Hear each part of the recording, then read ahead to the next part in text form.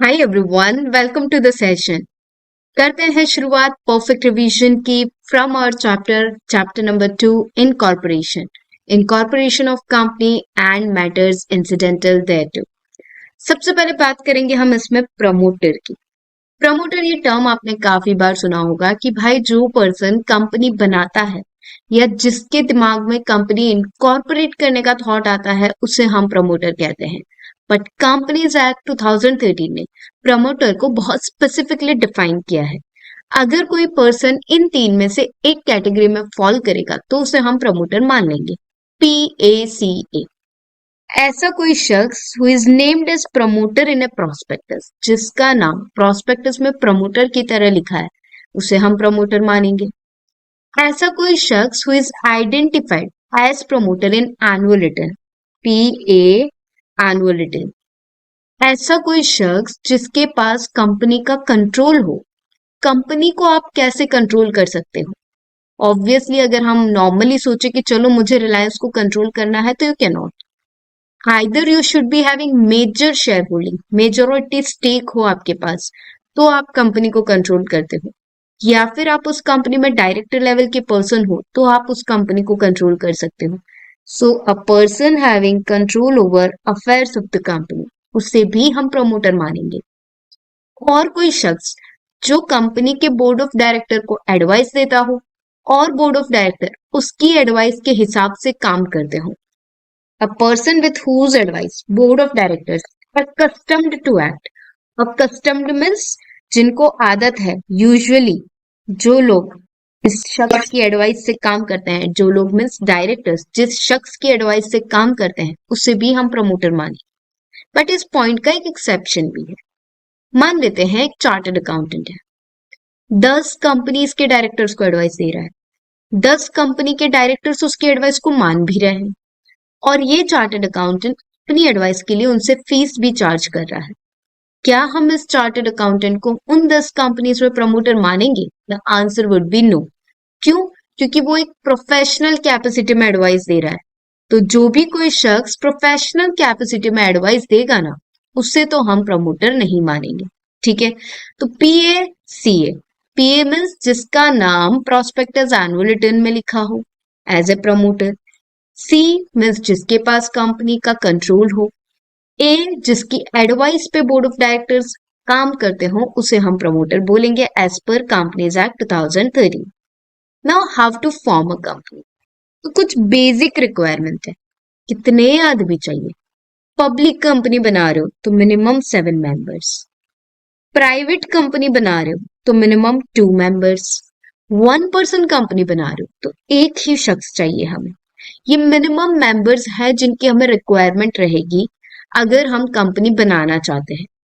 अब इसी कॉन्सेप्ट से रिलेटेड एक कॉन्सेप्ट है कि हमने बोला मिनिमम 7 मेंबर्स चाहिए कंपनी को, पब्लिक कंपनी को। बट मान लेते हैं किसी पब्लिक कंपनी में 5 मेंबर्स हो गए, 2 मेंबर्स की डेथ हो गई, 5 मेंबर्स बच गए, और ये 5 मेंबर किसी नए मेंबर को ऐड ही नहीं कर रहे हैं, खुद ही बिजनेस को कंटिन्यू कर रहे हैं, तो क्या हम इसे वायलेशन ऑफ लॉ मानेंगे? The answer is yes. क्यों? क्योंकि मिनिमम हमें चाहिए 7 लोग और काम कर रहे हैं पब्लिक कंपनी में 5 लोग, तो नहीं चलेगा। तो अगर ये लोग इस तरह से बिजनेस चला लेते हैं 6 मंथ्स तक, तो इन लोगों की जो लायबिलिटी है वो पर्सनल हो जाएगी।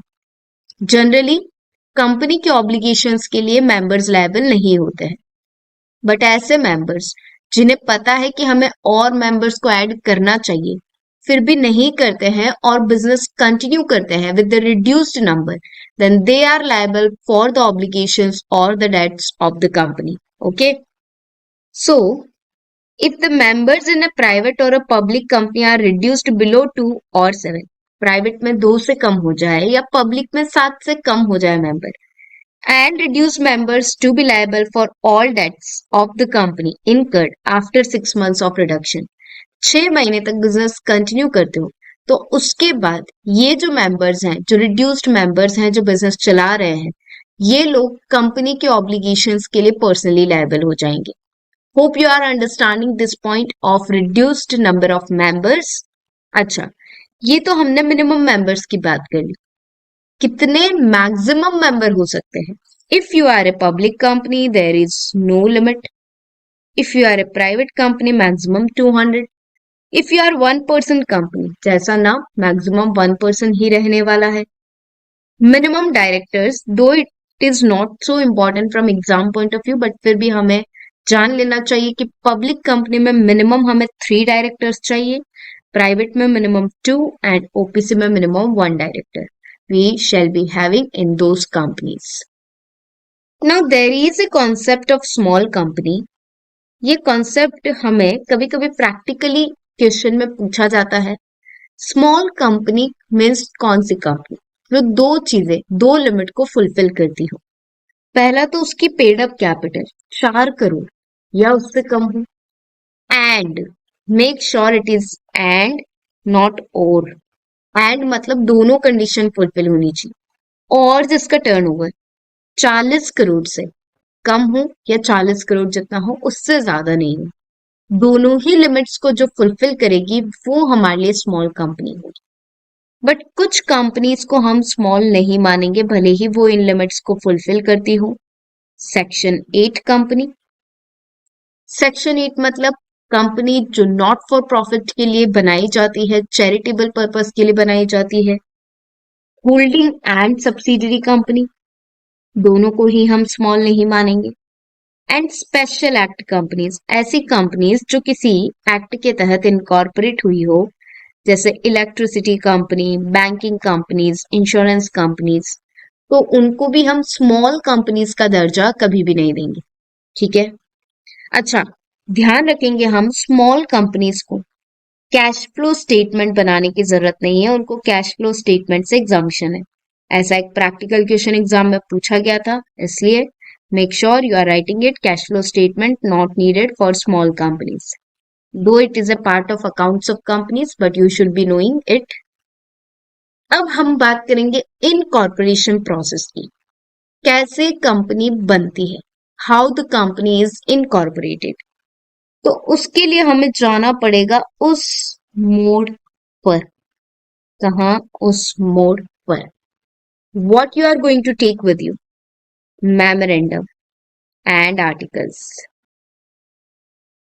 Memorandum and articles.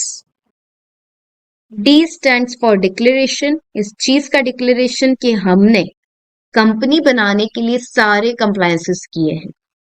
Then D for declaration by subscribers and first directors that we are not guilty of fraud.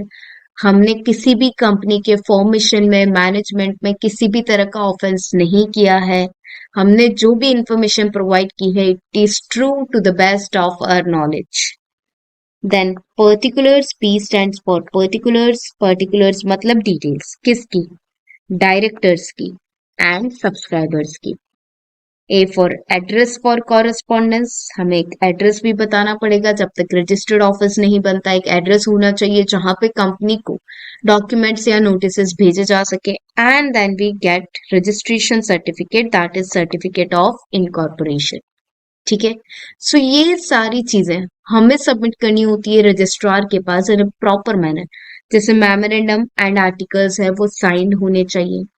अब साइन भी कैसे होंगे तो उसका भी एक तरीका है जो हम जानेंगे अभी। सबसे पहले हम ले जाएंगे memorandum and articles which are signed by subscribers. Subscribers मतलब मिनिमम मेंबर्स जो होते हैं। पब्लिक कंपनी है तो 7 सब्सक्राइबर्स, प्राइवेट कंपनी है तो 2 सब्सक्राइबर्स उसको साइन करने वाले हैं। Way of signing for each subscriber there should be name, address, occupation, number of share, sign along with details of witness. हर एक सब्सक्राइबर का नाम होगा, एड्रेस होगा, ऑक्यूपेशन होगा, उस सब्सक्राइबर ने कितने शेयर्स लिए हैं वो लिखा होगा, एज वेल एज हर एक सब्सक्राइबर के लिए एक विटनेस की डिटेल भी होगी। अगर सब्सक्राइबर इलिटरेट है तो वो साइन तो नहीं कर पाएगा, तो वो क्या करेगा? थंब इम्प्रेशन लगाएगा। He will affix his thumb impression. अगर सब्सक्राइबर कोई बॉडी कॉर्पोरेट है, क्योंकि बॉडी कॉर्पोरेट भी सब्सक्राइबर तो हो सकती है, तो बॉडी कॉर्पोरेट खुद साइन नहीं करेगी। उसमें कौन होगा? डायरेक्टर या कोई ऑफिसर या कोई एम्प्लॉय ड्यूली ऑथराइज, मतलब जिनको प्रॉपरली ऑथोरिटी दी हो बॉडी कॉर्पोरेट के बिहाफ पे साइन करने की, वो पर्सन साइन करेंगे। अगर सब्सक्राइबर आपका कोई एलएलपी है, एलएलपी के केस में कोई पार्टनर जो है जिसे ऑथोरिटी मिली हो प्रॉपरली, वो partner, partner duly authorised.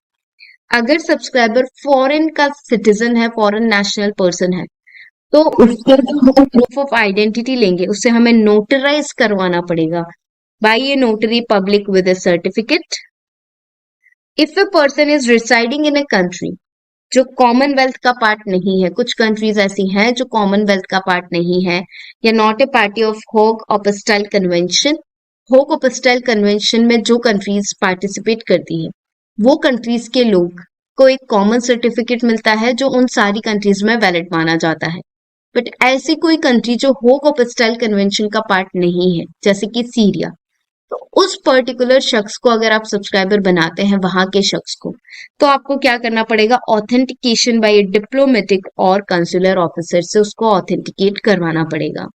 So that is the way of signature and way of authentication for the subscribers. अब बात आती है पहला डिक्लेरेशन की। ये डिक्लेरेशन में हम रजिस्ट्रार को ये कंफर्म कर रहे हैं, ये एश्योरेंस दे रहे हैं कि कंपनी बनाने के लिए जो भी कंडीशंस हैं, जो भी रूल्स हैं, वो सारे हमने कंप्लाई किए हैं। Declaration regarding compliance of all requirements. ये डिक्लेरेशन एक इनसाइडर साइन करेगा और एक आउटसाइडर। इनसाइडर में आते हैं आपके director, manager, secretary, and outsider में कोई प्रैक्टिशनर सीए या कंपनी सेक्रेटरी या कॉस्ट अकाउंटेंट या सीएमए या एडवोकेट जिनको हमने अपॉइंट किया हो कंपनी बनाने के लिए, तो उनमें से किसी एक की साइन, 1+1। दूसरा डिक्लेरेशन सब्सक्राइबर्स और फर्स्ट डायरेक्टर्स देंगे। यहाँ पे ये लोग ये बताएंगे कि हमने आज तक कोई फ्रॉड, कोई ऑफेंस नहीं किया है, जो भी इंफॉर्मेशन दी है वो ट्रू एंड करेक्ट है। They are not convicted in any offence, they are not guilty of fraud or breach of duty during last 5 years, and all the related documents contain correct and complete information to the best of their knowledge. इसके अलावा हमें देना पड़ेगा एक address, address for correspondence until establishment of permanent registered office. फिर particulars of subscribers and first director में उनका नाम, उनका residential address, nationality, ID proof. Director के केस में हमें उससे डीआईएन भी लेना पड़ेगा, डायरेक्टर आइडेंटिफिकेशन नंबर, क्योंकि ये मैंडेटरी है इंडिया में। If you are becoming a director in company, you must have a DIN. और अगर वो डायरेक्टर किसी और कंपनी या फर्म में किसी भी तरह से इंटरेस्टेड है, तो उस पर्टिकुलर इंटरेस्ट की डिटेल्स। फिर हमें मिलता है रजिस्ट्रार का certificate after submitting all the above information, issue of certificate of incorporation by registrar in form INC 11, and हमें मिलेगा हमारा CIN, कॉर्पोरेट आइडेंटिटी नंबर, जिसमें 21 अल्फा न्यूमेरिक डिजिट्स होते हैं, अल्फाबेट्स भी होते हैं, नंबर्स भी होते हैं इस नंबर में। इनकॉर्पोरेशन से रिलेटेड जितने भी डॉक्यूमेंट्स है वो हमें कंपनी के डिसॉल्यूशन तक संभाल के रखने हैं। और इनकॉर्पोरेशन के लिए अभी हमारे पास एक प्लेटफॉर्म है, that is known as SPICe, that is simplified proforma for incorporating company electronically, that is process of filing of forms through electronic mode, and INC 32 form for incorporation, a platform that allow us to create company electronically. ये तो हो गया हमारा incorporation का process. अब बात करेंगे हम व्हाट इफ हमें इनकॉर्पोरेशन के वक्त, हमें मतलब रजिस्ट्रार को इनकॉर्पोरेशन के वक्त गलत इंफॉर्मेशन सबमिट की गई हो, चाहे सब्सक्राइबर की हो, चाहे डायरेक्टर की हो, चाहे कोई भी इंफॉर्मेशन गलत की गई हो। अगर ये इंफॉर्मेशन गलत है और रजिस्ट्रार को ये चीज सर्टिफिकेट देने से पहले ही पता चल गई कि यार ये जो कंपनी बना रहे हैं इसमें गलत इंफॉर्मेशन प्रोवाइड कर रहे हैं, तो if company is not incorporated, तो फिर पनिशमेंट किसको, सिर्फ उस शख्स को जिसने गलत इंफॉर्मेशन प्रोवाइड की होगी। Punishment to the person who submitted false information. But मान लेते हैं ये गलती रजिस्ट्रार को सर्टिफिकेट देने के बाद पता चली, ये गलती का पता तब चला जब सर्टिफिकेट ऑलरेडी इशू हो चुका था, कंपनी ऑलरेडी शुरू हो चुकी थी, तो उसके बाद कौन लायबल होंगे, प्रमोटर्स, फर्स्ट डायरेक्टर्स और हर वो शख्स जिसने डिक्लेरेशन दिया हो। और लायबल होंगे सेक्शन 447 में, जो आपका फ्रॉड का सेक्शन है, जहां पे भी फ्रॉड आए then liability is under section 447। Okay. Company शुरू नहीं हुई तो सजा किसको? जिसने गलती की। कंपनी शुरू हो चुकी है तो फिर सजा किसको? प्रमोटर को, फर्स्ट डायरेक्टर को, वो शख्स जिसने डिक्लेरेशन दिया हो, सबको सजा है। अब आते हैं दोस्तों ट्रिब्यूनल के ऑर्डर पे। ऑर्डर ऑफ ट्रिब्यूनल मतलब कंपनी बन गई है और उसके बाद किसी ने ट्रिब्यूनल को अप्लाई किया कि ये कंपनी तो गलत इंफॉर्मेशन सबमिट करके बनी है, और ट्रिब्यूनल को लगता है कि हाँ यार इसका कहना तो सही है। तो ट्रिब्यूनल कौन से ऑर्डर पास करेगा? तो ट्रिब्यूनल डिसाइड करेगा कि इस कंपनी को कैसे रेगुलेट करना है, वो ट्रिब्यूनल ऑर्डर देगा, कंपनी उस हिसाब से रेगुलेट होगी। या फिर ट्रिब्यूनल ऑर्डर दे सकता है सारे मेंबर्स की लायबिलिटी को अनलिमिटेड कर दो। या फिर ट्रिब्यूनल ऑर्डर दे सकता है कि कंपनी का नेम रजिस्टर ऑफ कंपनी से स्ट्राइक ऑफ कर दो, हटा दो। या फिर ट्रिब्यूनल ऑर्डर दे सकता है वाइंडिंग अप का। वाइंडिंग अप मतलब खत्म कर दो। ओके, बट ये ऑर्डर देने से पहले ट्रिब्यूनल कंपनी को एक अपॉर्चुनिटी ऑफ बीइंग हर्ड जरूर देगा।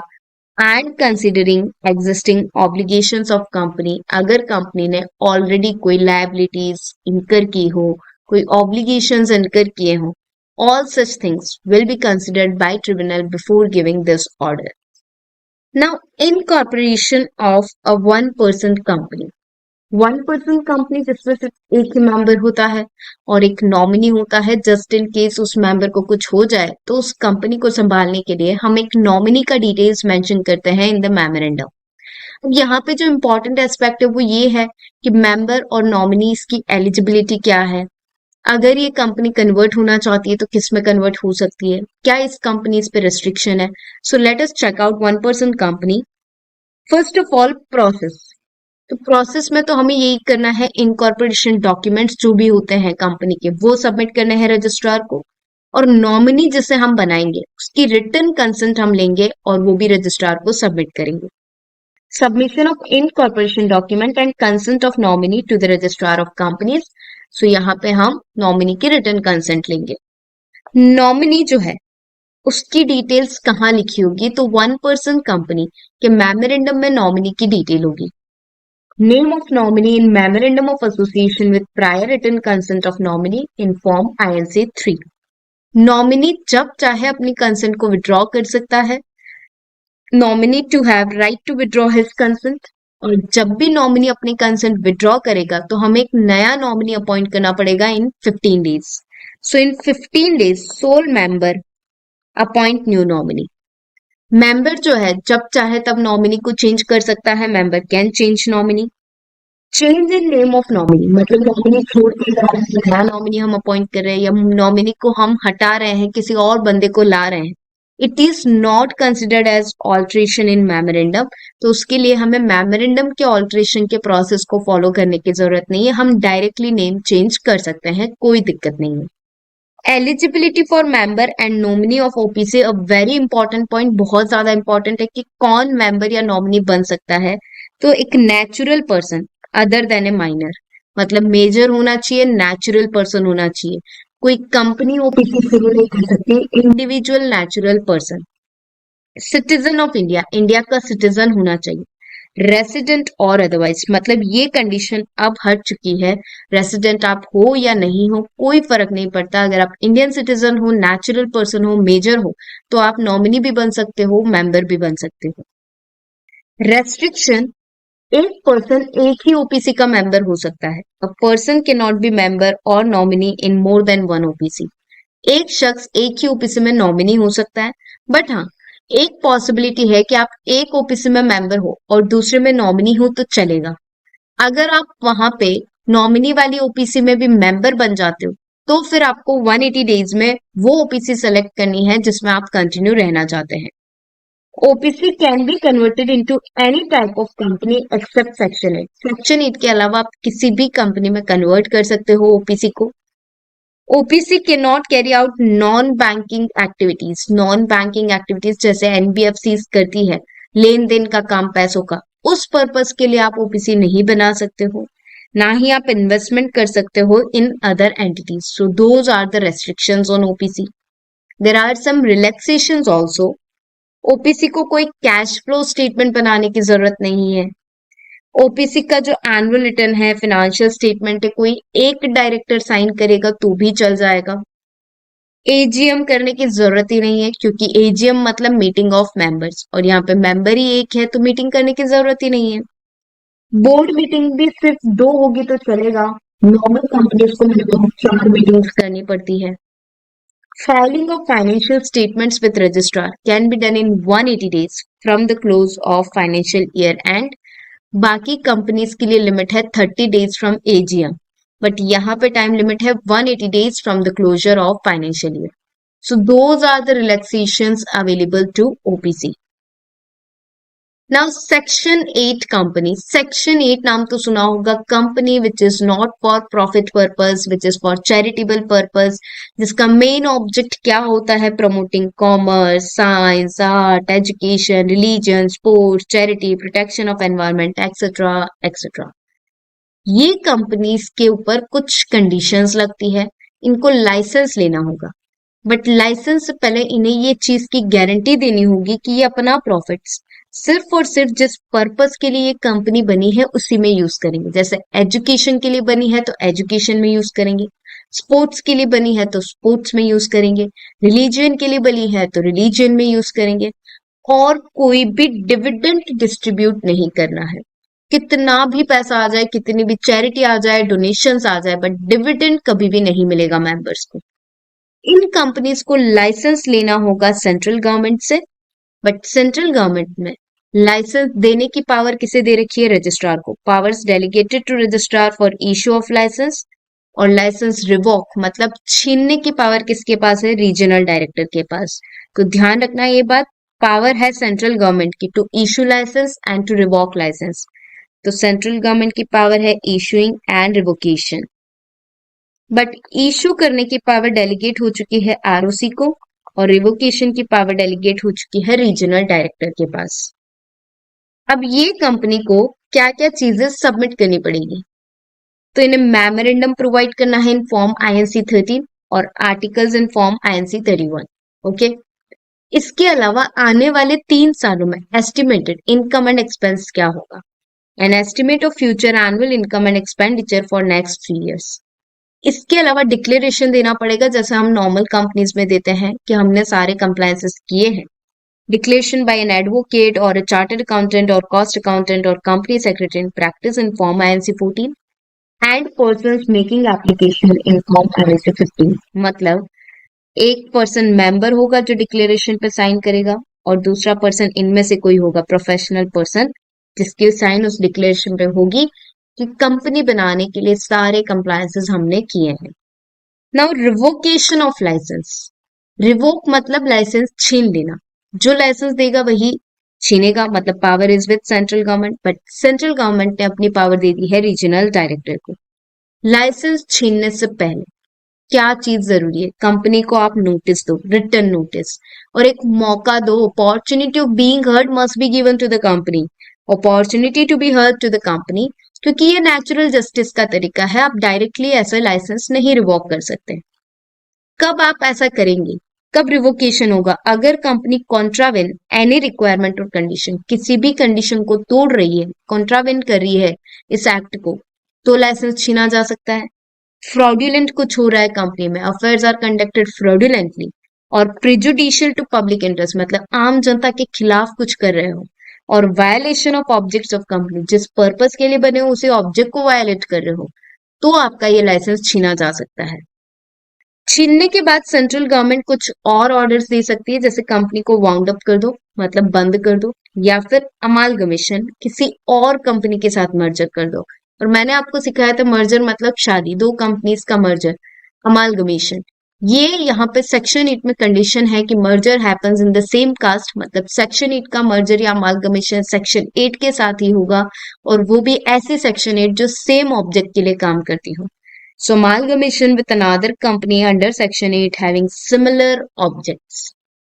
अगर कंपनी वाइंड अप होती है, वाइंडिंग अप में क्या करते हैं, हम असेट्स को बेचते हैं, लायबिलिटीज को पे करते हैं। तो मान लेते हैं हमारे पास एक्सेस असेट्स मतलब असेट्स बच जाते हैं, तो एक्सेस असेट्स में be transfer to another section 8 with similar object, या फिर उन एक्सेस असेट्स को बेच दिया जाता है और जो भी पैसा आएगा वो इंसॉल्वेंसी बैंकरप्सी फंड में जाएगा, or the excess assets may be sold and proceeds thereof are credited to insolvency and bankruptcy fund। So hope you understood the revocation point well. आपको सवाल कैसा हो सकता है, जैसे 5-6 मेंबर हैं जो सेक्शन 8 बना रहे हैं, 10 साल तक चलाएंगे, फिर उन्होंने तय किया है कि 10 साल के बाद जो भी एसेट्स होंगे वो आपस में डिस्ट्रीब्यूट कर देंगे। तो आपको लिखना पड़ेगा कि ऐसा नहीं हो सकता, ये एसेट्स मेंबर्स में डिस्ट्रीब्यूट नहीं हो सकते हैं। जब कंपनी डिसॉल्व होगी, एक्सेस एसेट्स या तो किसी और सेक्शन 8 को ट्रांसफर होंगे विद सिमिलर ऑब्जेक्ट, या फिर ये जाएंगे इंसॉल्वेंसी बैंकरप्सी फंड में। रिलैक्सेशंस, सेक्शन 8 को कुछ रिलैक्सेशंस हैं। नॉर्मल कंपनीज को अगर मीटिंग करनी है तो इन्हें 21 डेज पहले नोटिस देना होगा मेंबर्स को, but section 8 can call it's general meeting by giving a clear 14 days notice. Minimum number of directors, independent directors, ये सब सेक्शन 8 को अप्लाई नहीं करते हैं। सेक्शन 8 को कमिटीज भी नहीं बनानी पड़ेगी, जैसे कि nomination remuneration committee, share holder relationship committee. Nomination remuneration committee directors को नॉमिनेट करती है, उनका रेमुनरेशन तय करती है। Share holder relationship committee share holders के ग्रीवांसेस को रिजॉल्व करती है, बट ये सब सेक्शन 8 को बनाने की जरूरत नहीं है। अगर बनाते हैं वॉलेंटरी तो कोई दिक्कत नहीं है। Now conversion under section 8 into another type of company. कोई भी कंपनी जो सेक्शन 8 है किसी और कंपनी में कन्वर्ट होना चाहती है तो सबसे पहले पास करना होगा स्पेशल रेजोल्यूशन, साथ साथ में एक्सप्लेनेटरी स्टेटमेंट। एक्सप्लेनेटरी स्टेटमेंट में आप पूरा एक्सप्लेन करते हैं कि इस डिसीजन के कॉन्सिक्वेंसेस क्या होंगे, ताकि मेंबर्स जो वोट करने वाले हैं उन्हें कॉन्सिक्वेंसेस समझ आए। फिर आपको अप्लाई करना होगा रीजनल डायरेक्टर को inform INC 18 for conversion. Not just this, आपको income tax officer, charity commissioner, इनको भी इन्फॉर्म करना पड़ेगा, क्योंकि जब तक आप सेक्शन 8 थे तब तक आप टैक्स नहीं भर रहे थे। अब आप कन्वर्ट करेंगे तो आपको टैक्स भरना पड़ेगा। So serving of notice to Chief Commissioner of Income Tax Officer, Charity Commissioner, Chief Secretary of State, Organization और Department of Central Government और State Government, इन सबको इन्फॉर्म करना पड़ेगा for conversion. Copy of application with annexure to registrar, मतलब आप जो application regional director को file कर रहे हो उसकी एक कॉपी सारे annexures और अटैचमेंट के साथ रजिस्ट्रार के पास भी फाइल करनी पड़ेगी। इसके अलावा पब्लिश करना पड़ेगा न्यूज़पेपर में, और जब जब न्यूज़पेपर आएगा वहां वहां English and vernacular, English newspaper और एक वर्नाक्यूलर मतलब लोकल न्यूज़पेपर, लोकल लैंग्वेज वाला। एज वेल एज अगर कंपनी की वेबसाइट है तो उस पर भी बताना पड़ेगा अबाउट कन्वर्जन। जो कंपनी कन्वर्ट होना चाहती है उसका कोई डिफॉल्ट नहीं होना चाहिए in filing financial statements and annual return up to preceding financial year. So last financial year तक कोई भी डिफॉल्ट नहीं होना चाहिए, तो कन्वर्जन का ऑर्डर देगा रीजनल डायरेक्टर। अगर ये कंपनी अपने मेमोरेंडम ऑफ एसोसिएशन को चेंज करना चाहती है तो इन्हें रीजनल डायरेक्टर की परमिशन लेनी होगी। अगर ये कंपनी आर्टिकल्स ऑफ एसोसिएशन को चेंज करना चाहती है तो रजिस्ट्रार ऑफ कंपनीज ROC की परमिशन लेनी होगी। ये दोनों पावर्स है सेंट्रल गवर्नमेंट की for change of memorandum and article, but central government ने अपनी पावर को क्या कर रखा है, डेलीगेट कर रखा है, पास ऑन कर रखा है रीजनल डायरेक्टर और रजिस्ट्रार ऑफ कंपनीज के बीच। I hope you understood each and every point relating to section 8 company. अब बात करते हैं जब कंपनी बन जाती है, what is the effect of its registration. Once a certificate is received, company will have perpetual succession, मतलब गोइंग कंसर्न। फिर मेंबर्स की डेथ, मेंबर्स का आना जाना कंपनी की एग्जिस्टेंस को अफेक्ट नहीं करेगा। फिर कंपनी अपने नाम पे असेट्स अक्वायर कर पाएगी, बेच पाएगी। Power to acquire, power to hold and dispose of properties, power to contract and to sue and be sued, contract कर पाएगी अपने नेम पे, स्यू कर पाएगी, कोई और कंपनी को स्यू करना चाहे तो कर सकता है। Those are all effect of registration. So that is section number 9 for you.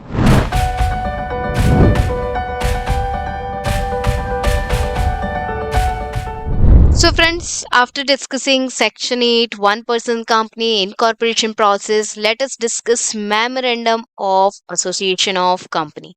Memorandum of association जिसे हम चार्टर डॉक्यूमेंट भी बोलते हैं, कंपनी का अ very important document, a fundamental document, जिसके बेसिस पे कंपनी को इनकॉर्पोरेट किया जाता है। It is a fundamental document for formation of company. ये डॉक्यूमेंट उन लोगों के लिए इंपॉर्टेंट है, बाहर वालों के लिए, जिन्हें ये जानना हो कि कंपनी क्या पर्पस के लिए बनी है, क्या इसका मेन ऑब्जेक्ट है, क्या इसके एंसिलरी ऑब्जेक्ट है. So it defines the relationship of company with outsiders. Now memorandum of association पे लगता है constructive notice. Doctrine of constructive notice. Constructive notice का मतलब होता है हर वो शख्स जो कंपनी के साथ काम करने आ रहा है उसे कंपनी के पब्लिक डॉक्यूमेंट्स के बारे में पता होना चाहिए. Memorandum is a public document क्योंकि आप उसे रजिस्ट्रार के पास फाइल करते हैं. And once you file a document with registrar it becomes a public document. आप उसको एक्सेस कर सकते हैं. So person is deemed to have knowledge of provisions contain in memorandum of association. Memorandum के कंटेंट क्या क्या है, मेमोरेंडम में लिखा क्या क्या जाता है. नेम क्लॉज जहां पे कंपनी का नाम होगा. रजिस्टर्ड ऑफिस क्लोज कंपनी का रजिस्टर्ड ऑफिस कौन से स्टेट में है वो लिखा होगा. Object clause main purpose the main object of company. Liability clause members की लायबिलिटी लिमिटेड होने वाली है, अनलिमिटेड होने वाली है, लिमिटेड बाय शेयर्स है या लिमिटेड बाय गारंटी है. कैपिटल क्लॉज जहां पे ऑथराइज मतलब मैक्सिमम कैपिटल ऑफ कंपनी लिखी होगी, नंबर ऑफ शेयर्स लिखे होंगे, face value of each share. Subscription clause जहां पे सब्सक्राइबर्स की डिटेल्स होंगी. नॉमिनी क्लॉज अगर 1% कंपनी है तो नॉमिनी क्लॉज होगा जहां पे नॉमिनी की डिटेल, नॉमिनी का नाम होगा. So those are the clauses found in the memorandum of association. अब हम पढ़ेंगे एक एक क्लॉज के बारे में in detail. Name clause. Name clause में मेन चीज है कि कंपनी का नाम किसी और कंपनी से मैच करता हुआ नहीं होना चाहिए. It shall not be identical or resembles with any other company और the name shall not be undesirable. Identical or resemble का मतलब क्या होता है. फॉर एग्जाम्पल एक कंपनी है रिलायंस और आप कंपनी बनाना चाह रहे हैं जिसका नाम कुछ ऐसा है. इसे हम आइडेंटिकल नाम बोलते हैं, रिजेंबल करता हुआ नाम बोलते हैं क्योंकि प्रोनाउंसिएशन सेम आ रहा है. So that is name as identical name. जैसे एक कंपनी है Tata and you are making a company like this, तो भी हम बोलेंगे आपने आइडेंटिकल नेम यूज किया है. अगर ये नाम आइडेंटिकल है, रिजेंबल करता हुआ है तो गवर्नमेंट आपको ऑर्डर दे सकती है नाम चेंज करने का. अनडिजायरेबल नहीं होना चाहिए. अनडिजायरेबल का मतलब ऐसा कोई नाम जो आपका कनेक्शन गवर्नमेंट से दिखाता हो, जैसे प्रधानमंत्री, फिर गवर्नमेंट के किसी योजना से रिलेटेड नाम भी आप नहीं रख सकते हैं. नेम आपको करवाना होता है reserve. Reserve unique name facility rectifications are allowed within 15 days in form INC1. आप INC1 में रिजर्व करवाएंगे और अगर आप डिटेल्स में कुछ रेक्टिफाई करना चाहते हैं तो 15 डेज में you can do the rectification. ना पीरियड ऑफ रिजर्वेशन. अगर कोई न्यू कंपनी नेम के लिए अप्लाई करती है तो वो नेम 20 दिन के लिए रिजर्व होता है. अगर कोई एग्जिस्टिंग कंपनी अपना नेम चेंज करी है तो एग्जिस्टिंग कंपनी के लिए रिजर्वेशन 60 डेज के लिए होता है. न्यू कंपनी चाहे तो रिजर्वेशन को एक्सटेंड करवा सकती है 40 डेज का bye paying additional fees of 3000 rupees. Reserved name applied with incorrect information. अगर रिजर्व नेम जो है आप कोई इनकरेक्ट इंफॉर्मेशन प्रोवाइड करके रिजर्व करवा रहे हो, जैसे आप कोई फॉल्स इंफॉर्मेशन दे रहे हो कि ये नेम का ट्रेडमार्क तो हमारे पास ही है, कॉपीराइट हमारे पास ही है, और बाद में पता चला कि अरे इसका कॉपीराइट तो किसी और के पास है. उस सिचुएशन में अगर कंपनी इनकॉर्पोरेट नहीं हुई हो, penalty of less than 1 lakh on the person making application. जो पर्सन अप्लाई कर रहा है इस तरह से नेम रिजर्व करने का, उस पर 1 लाख तक की पेनल्टी लगेगी. और if company is already incorporated तो फिर रजिस्ट्रार क्या करेगा, रजिस्ट्रार आपको ऑर्डर देगा नेम चेंज करने का, या फिर आपका नेम स्ट्राइक ऑफ कर देगा रजिस्टर से, या फिर रजिस्ट्रार ट्रिब्यूनल को अप्लाई करेगा कि आप इस कंपनी को वाइंडिंग अप ऑर्डर दे दो. ध्यान रखना वाइंडिंग अप का ऑर्डर रजिस्ट्रार नहीं दे सकता खुद, इसलिए यहाँ पे लिखा है making a petition for winding up. मतलब रजिस्ट्रार अपील करेगा ट्रिब्यूनल को to give a winding up order to the company. Incorrect information से करा रहे हो नाम रिजर्व और कंपनी नहीं बनी है तो आपके ऊपर 1 लाख तक की पेनल्टी, और वो नेम तो रिजर्व नहीं होगा फॉर श्योर.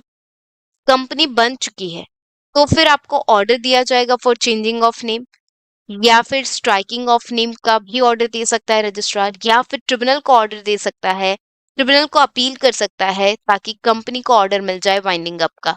ठीक है. तो those are the power of registrar regarding name of company. अब आगे चलते हैं rectification of name of company. Central government को अगर कोई अप्लाई करे कि इस कंपनी का नेम हमारे से मिलता जुलता है, कौन अप्लाई करे? कोई एग्जिस्टिंग कंपनी या फिर ओनर ऑफ रजिस्टर्ड ट्रेडमार्क। तो उस सिचुएशन में सेंट्रल गवर्नमेंट ऑर्डर दे सकती है कंपनी को to change the name if it is of opinion that name is identical with or too nearly resemble, same है, बहुत ज्यादा रिजेंबल कर रहा है to the name of existing company, then may direct the company to change its name within a period of 3 months. 3 months में name change करना पड़ेगा company को ऑर्डिनरी रेजोल्यूशन पास करके। ऑर्डिनरी रेजोल्यूशन में सिंपल मेजॉरिटी जहां पे votes in favour shall be more than votes against. Notice of change to registrar, जैसे ही कंपनी नाम चेंज करेगी रजिस्ट्रार को नोटिस देना पड़ेगा, नेम चेंज कर दिया है हमने, along with the order of central government. क्यों चेंज किया है तो ऑर्डर भी बताना पड़ेगा। Within 15 days from change, so government order देती है 3 months में चेंज करने का। आप नेम चेंज करते हो ऑर्डिनरी रेजोल्यूशन पास करके, उसके बारे में रजिस्ट्रार को इन्फॉर्म करना होता है 15 days में, notice of change to registrar along with the order of central government. अगर कंपनी का नाम किसी ट्रेडमार्क से मिलता जुलता है जो ट्रेडमार्क किसी और ने रजिस्टर करवा रखा हो, तो वो बंदा सेंट्रल गवर्नमेंट को अप्लाई कर सकता है, बट उस बंदे के लिए टाइम लिमिट है 3 years from the date of incorporation of company. मतलब कंपनी बनती है वहां से 3 years में वो सेंट्रल गवर्नमेंट को अप्लाई कर सकता है। So proprietor of registered trademark may apply to central government within 3 years of incorporation if name of company resembles with its name. अगर 3 साल खत्म हो गए तो उसके बाद रजिस्टर्ड ट्रेडमार्क ओनर के पास कोई ऑप्शन नहीं है except requesting the company to change name. या तो कंपनी को आप रिक्वेस्ट करो, नहीं तो फिर जो है वही आपको एक्सेप्ट करना पड़ेगा। 3 साल के बाद ट्रेडमार्क ओनर सेंट्रल गवर्नमेंट को अप्लाई नहीं कर पाएगा। लेबलिंग ऑफ नेम, मतलब नेम का लेबल लगाना पड़ेगा कंपनी को कहाँ कहाँ। आउटसाइड ऑफ एवरी ऑफिस, हर ऑफिस के बाहर। On it seal, common seal पे नेम लिखना पड़ेगा। In all its business letters, bill heads, letter papers, hundis, promissory notes, bills of exchange, हर जगह नेम की लेबलिंग करनी होगी। Hope you understood the name clause. Let us move to the registered office clause. Registered office clause जो है वहां पे हम सिर्फ स्टेट का नाम लिखते हैं, और ये रजिस्टर्ड ऑफिस हमें 30 days में बना देना है, इन कॉर्पोरेशन से 30 days में, और उसका वेरिफिकेशन भी करा देना है in form INC 22। We shall apply to the registrar for verification of registered office. इस क्लोज में क्या इंपॉर्टेंट है? इस क्लॉज में इंपॉर्टेंट है अगर हम रजिस्टर्ड ऑफिस चेंज करते हैं। पहला चेंज होता है विद इन अ सिटी, एक ही शहर में एक प्लेस से दूसरे प्लेस पे जा रहे हो, कोई दिक्कत नहीं। बोर्ड ऑफ डायरेक्टर का रेजोल्यूशन पास होगा और रजिस्ट्रार को इंटीमेशन देना होगा about change. Notice to registrar of company within 30 days, so registrar को नोटिस देना होगा। दूसरा चेंज होता है एक शहर से दूसरे शहर में जा रहे हो बट एक ही स्टेट में हो आप, within a state from one city to another, like you are shifting from Ahmedabad to Vadodara. Both the cities are in Gujarat, दोनों शहर गुजरात के ही हैं, बट आप एक शहर से दूसरे शहर में जा रहे हैं, तो यहाँ पे आपको स्पेशल रेजोल्यूशन मतलब मेंबर्स का रेजोल्यूशन पास करना होगा, और रजिस्ट्रार को इन्फॉर्म तो करना ही है हर सिचुएशन में इन 30 days। तीसरा चेंज, आप एक ही स्टेट में हो बट आप एक रजिस्ट्रार से दूसरे रजिस्ट्रार के पास जा रहे हैं। जैसे अगर आप मुंबई से पुणे जाते हैं तो दोनों के रजिस्ट्रार अलग अलग हैं। स्टेट आपका सेम है महाराष्ट्र, शहर बदल रहा है, रजिस्ट्रार भी बदल रहा है, तो उस सिचुएशन में आपके ऑब्लिगेशंस थोड़े एक्स्ट्रा हो जाएंगे। स्पेशल रेजोल्यूशन मतलब मेंबर्स की अप्रूवल। फिर आपको रीजनल डायरेक्टर को अप्लाई करना होगा। रीजनल डायरेक्टर ऑर्डर पास करेगा 30 days में, मतलब 30 days में order shall be given by regional director. जैसे ही रीजनल डायरेक्टर का ऑर्डर आता है वैसे ही आप दोनों रजिस्ट्रार को इन्फॉर्म कर दोगे इन 60 days, filing with registrar of companies in 60 days। दोनों को मतलब पुराने और नए रजिस्ट्रार को। Registrar of company certify the registration in 30 days which is conclusive evidence. So आपने रीजनल डायरेक्टर को अप्लाई किया, वो 30 days में अप्रूव करेंगे। फिर आप दोनों ROC को इन्फॉर्म करेंगे इन नेक्स्ट 60 days। फिर आपका जो न्यू ROC होगा वो आपके चेंज को सर्टिफाई करेगा in next 30 days। So that is the process if you are going from one registrar to another registrar in same state. ये 3 सिचुएशन में तुम्हारा मेमोरेंडम चेंज नहीं होगा। क्यों? क्योंकि मेमोरेंडम में हम सिर्फ स्टेट का नाम लिखते हैं, that registered office of the company is in the state of dash dash dash. तो जब तक आपका स्टेट चेंज नहीं होता तब तक आपका मेमोरेंडम चेंज नहीं होता। अब हम बात करते हैं लास्ट ऑप्शन जहां पे हम स्टेट चेंज करने वाले हैं। From one state to another change in situation clause, special resolution होगा। यहाँ पे आप सेंट्रल गवर्नमेंट को अप्लाई करेंगे, बट सेंट्रल गवर्नमेंट ने अपनी पावर रीजनल डायरेक्टर को दे रखी है। यहाँ पे जब आप अप्लाई करते हैं एक स्टेट से दूसरे स्टेट में रजिस्टर्ड ऑफिस शिफ्ट करने का, क्रेडिटर्स की लिस्ट लेकर जाइए along with the list of creditor। मतलब सारे क्रेडिटर्स या तो कंसेंट दे, किसी को कोई ऑब्जेक्शन ना हो आपके शिफ्ट होने को लेकर। आप या तो उन क्रेडिटर्स के लिए प्रॉपर सिक्योरिटी प्रोवाइड करो या फिर उनको पे करने के लिए प्रॉपर फंड्स अरेंज करो। You will be applying in form INC 23 not more than 30 days prior to the application advertisement in newspaper। Government को अप्लाई करने से पहले न्यूज़पेपर में आपको पब्लिश करना होगा कि आप एक स्टेट से दूसरे स्टेट में जा रहे हैं। सेंट्रल गवर्नमेंट की अप्रूवल आएगी 60 डेज में। जैसे ही अप्रूवल आएगी आप रजिस्ट्रार को इन्फॉर्म करेंगे इन next 30 days. Filing of copy of registrar of companies of each state in 30 days in form INC 28। और यहाँ पे आपको एक नया सर्टिफिकेट ऑफ इनकॉर्पोरेशन मिलेगा क्योंकि आपका अब स्टेट चेंज हो चुका है। आप मेमोरेंडम में भी चेंज करेंगे और उसके बाद आपके मेमोरेंडम की न्यू जो चेंज कॉपीज होगी वही सर्कुलेट होनी चाहिए। ठीक बात है। सो ये है आपका सिचुएशन क्लॉज। बात होती है आपके ऑब्जेक्ट क्लॉज की। ऑब्जेक्ट में लिखा होता है कि ये कंपनी किस पर्पस के लिए बनी है। Contains main object of company beyond which it cannot. अगर कंपनी उस पर्पस के अलावा कोई भी काम करती है ना तो उसे हम बोलते हैं अल्ट्रा वायरस। मतलब ये काम आपके पावर्स में नहीं है फिर भी आप कर रहे हो, तो वो कॉन्ट्रैक्ट्स, वो ट्रांजेक्शन्स नल वॉइड अनएनफोर्सिबल होंगे। Anything done beyond object clause will be ultra vires and void. Case law was Ashbury railway carriage and iron company limited versus Riche. इस केस में हुआ ऐसा था, Ashbury railway carriage iron company के object clause में लिखा था कि ये कंपनी रेलवे वैगन्स बनाएगी, ट्रेन के डब्बे जो होते हैं वो। इसके अलावा ये कंपनी माइनिंग का काम करेगी, मिनरल्स की ट्रेडिंग करेगी, mechanical engineering and general contracts भी करेगी। ओके, ये थे 4 ऑब्जेक्ट्स जो इस कंपनी के मेमोरेंडम में लिखे थे। अब इस कंपनी ने रिची के साथ जो ट्रांजेक्शन किया था वो था financing a railway line in Belgium. Railway line बनाने को फाइनेंस करने के लिए इन्होंने कॉन्ट्रैक्ट किया था रिची के साथ। फिर कंपनी ने ही मना कर दिया कि हम तो ये कॉन्ट्रैक्ट नहीं कर सकते क्योंकि अल्ट्रा वायरस है। तो Riche wanted to claim damages for breach of contract, कि कंपनी ने कॉन्ट्रैक्ट को ब्रीच किया है और डैमेजेस मिलने चाहिए। कंपनी ने बोला ये अल्ट्रा वायरस है, तो रिची का कहना था कि भाई जनरल कॉन्ट्रैक्ट में तो किसी भी तरह का कॉन्ट्रैक्ट आ सकता है, तो ये अल्ट्रा वायरस नहीं है। यहाँ पे कोर्ट का डिसीजन आया कि भले ही जनरल लिखा हो बट हम उसको इस हिसाब से पढ़ेंगे, मैकेनिकल इंजीनियरिंग एंड जनरल। मतलब जनरल में भी कौन से कॉन्ट्रैक्ट होने चाहिए, मैकेनिकल इंजीनियरिंग वाले। अगर यहाँ पे हमने जनरल कॉन्ट्रैक्ट का इस तरह से लिबरल इंटरप्रिटेशन करने को दे दिया, इसका मतलब तो ये हो जाएगा कि कोई भी कंपनी जनरल वर्ड्स डाल के जो चाहे वो काम कर पाएगी। तो यहाँ पे रिची के फेवर में डिसीजन नहीं आया और ये जो रेलवे लाइन बनाने का कॉन्ट्रैक्ट था उसे नल वॉइड अनएनफोर्सिबल माना गया, अल्ट्रा वायरस कॉन्ट्रैक्ट माना गया।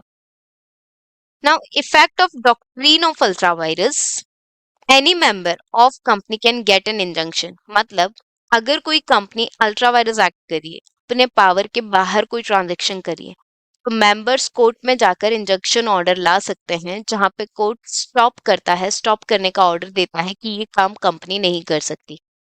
नाइदर पार्टी कैन एनफोर्स और स्यू। अल्ट्रा वायरस कॉन्ट्रैक्ट्स में कोई भी पार्टी ऐसे कॉन्ट्रैक्ट्स को एनफोर्स नहीं कर सकती है और ये कॉन्ट्रैक्ट्स सारे मेंबर्स की परमिशन हो तो भी रेटिफाई नहीं हो सकते हैं। Can not be ratified even by assent or consent of all the shareholders. सब लोग राजी तो भी लॉ इज नॉट राजी, आप ये कॉन्ट्रैक्ट्स नहीं कर पाएंगे।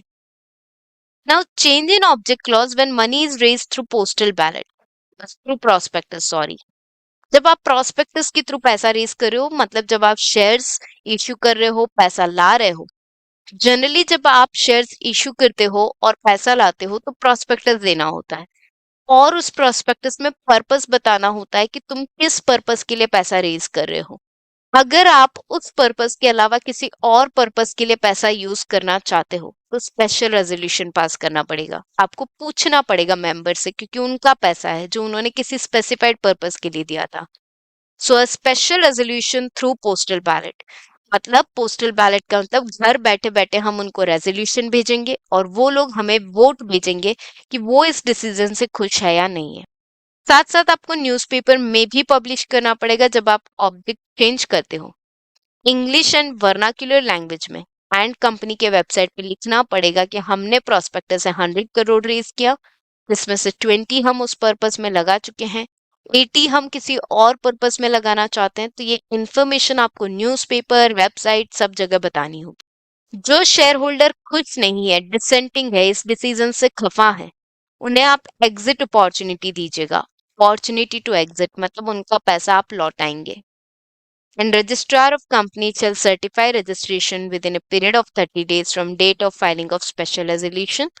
रजिस्ट्रार आपको ये काम करने की परमिशन देगा कितने दिन में, जैसे ही आप रेजोल्यूशन फाइल करते हैं उसके 30 डेज में।